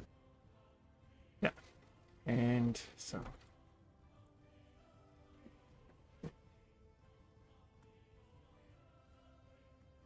Right, so yeah, you stab one in the leg. A couple of them are like fall burning into crisps near you. Things are starting to look like they're evening out a bit, Cool. at least on this side of the wall. How's my spear? Can I grab my spear? Yeah, you can grab your spear as a miner. Nice. Rory, Caro, and Ragnar.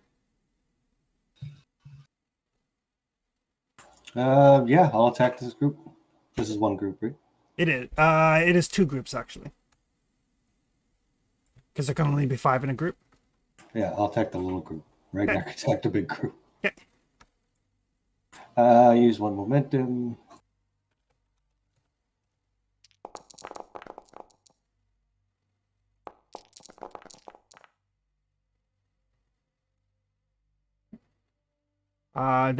Your squad adds 4. All right, so total 5. Which brings us to 8. I'll spend 3 on Whereabouts that? damage, which will bring us to 5 when we're done.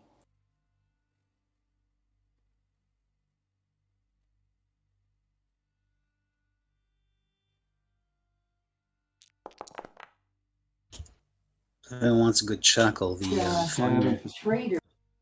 final in the Jays game was 22-7. 7 to the torso. Well, I guess it doesn't matter. No, it's 4 to the torso. I spent 3 on that. But that's what makes it 4. You Oh, rolled, right. you rolled 1 damage. Yeah, 4 damage. That's enough. That's a high enough score to be almost a football game. Yeah, no kidding. You can also, Tony, you can also spend the momentum to re-roll those blanks. Actually, it's probably worth doing. Up to 3, is it? No, it's up to all of them. Is it 1 per or 1 It's for all? different. It's different for Conan. You spend Yep. 1, you re-roll all. Yeah, re-roll as many as you like. Conan's a high damage game. That's better. So yeah, so that would be I don't know why it's saying 11 physical. This should be 2, 3, 4, 5, right? Should be 5. I agree with 5. That's not even exponential damage. Yeah. Alright, so you and your squad do manage to drop 1. Yeah. I believe that leaves us with Ragnar and Rory to go. Go get him, big man. I'm going to attempt to finish what the captain started with this group, and will try to drive my spear into them. How much momentum do we have in the pool right now? 4. I'll use 1.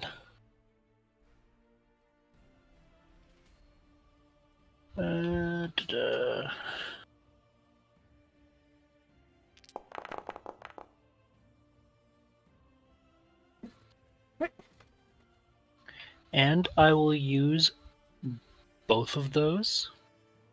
Actually, yeah, I'll use one of those to add an extra. Okay. And I'll reroll 2 of those.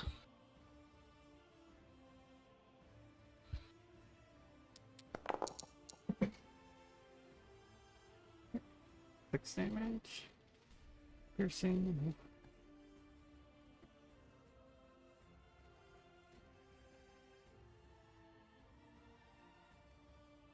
Okay. 7 total, I believe. Yep, so you drop that one. I am going to throw another fire into the The one in the middle of the incoming group. Okay. And I'm going to use 3 of the momentum for the roll.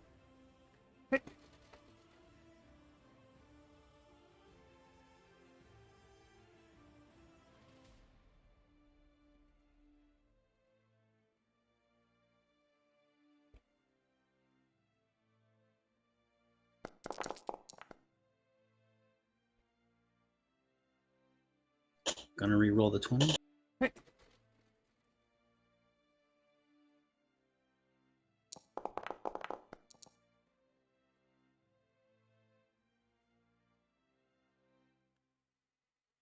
That will give you 4 momentum.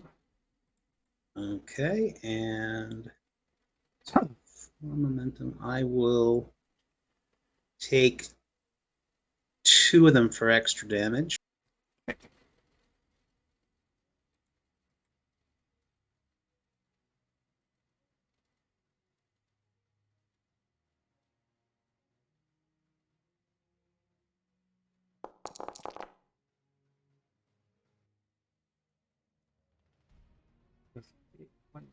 And I'll spend 1 more to re-roll the 2 blank. I'll just take Doom for the complication there, Tony. Okay.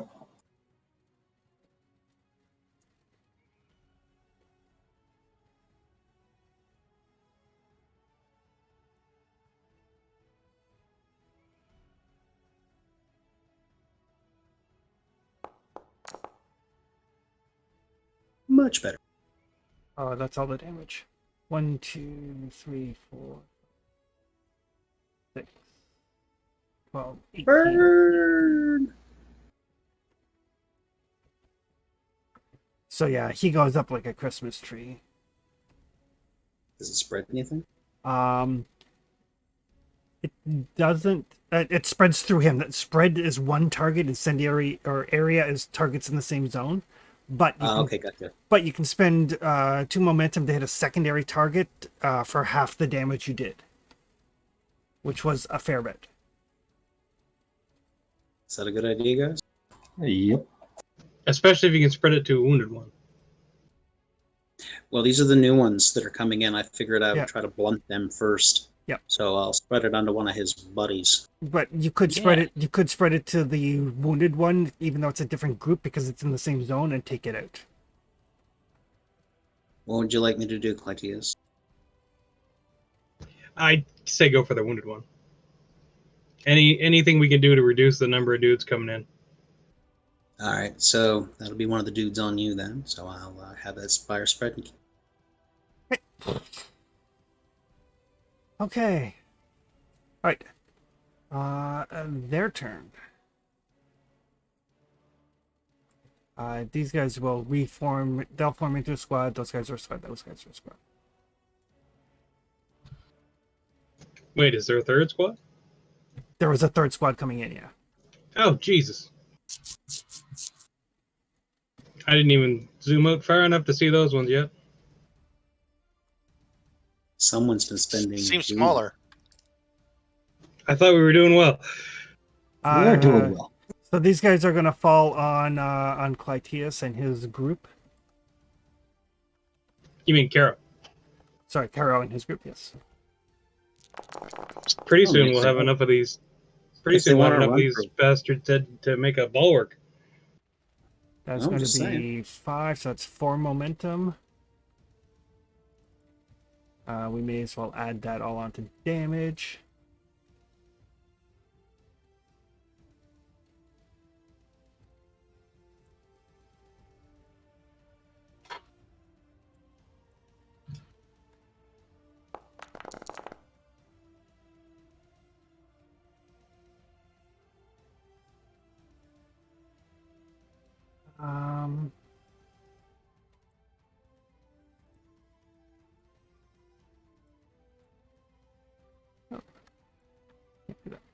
Um, so yeah, so one of your minions falls under the clubs and claws of these things. Yeah, he didn't have any armor, eh? No. I'm gonna need to find more of these guys. I think more importantly, we have 2 crewmen dead. These guys are going to fall on. No, they are going to use their. They're going to like just stop and kind of hiss at Clytius. Ooh, threaten attack. As long as they don't form Voltron, I'm all right. Don't give him ideas. That could totally happen in this game. Fishtron. Whoa. So it's going to be 1, 2, 3. Which we will put onto damage.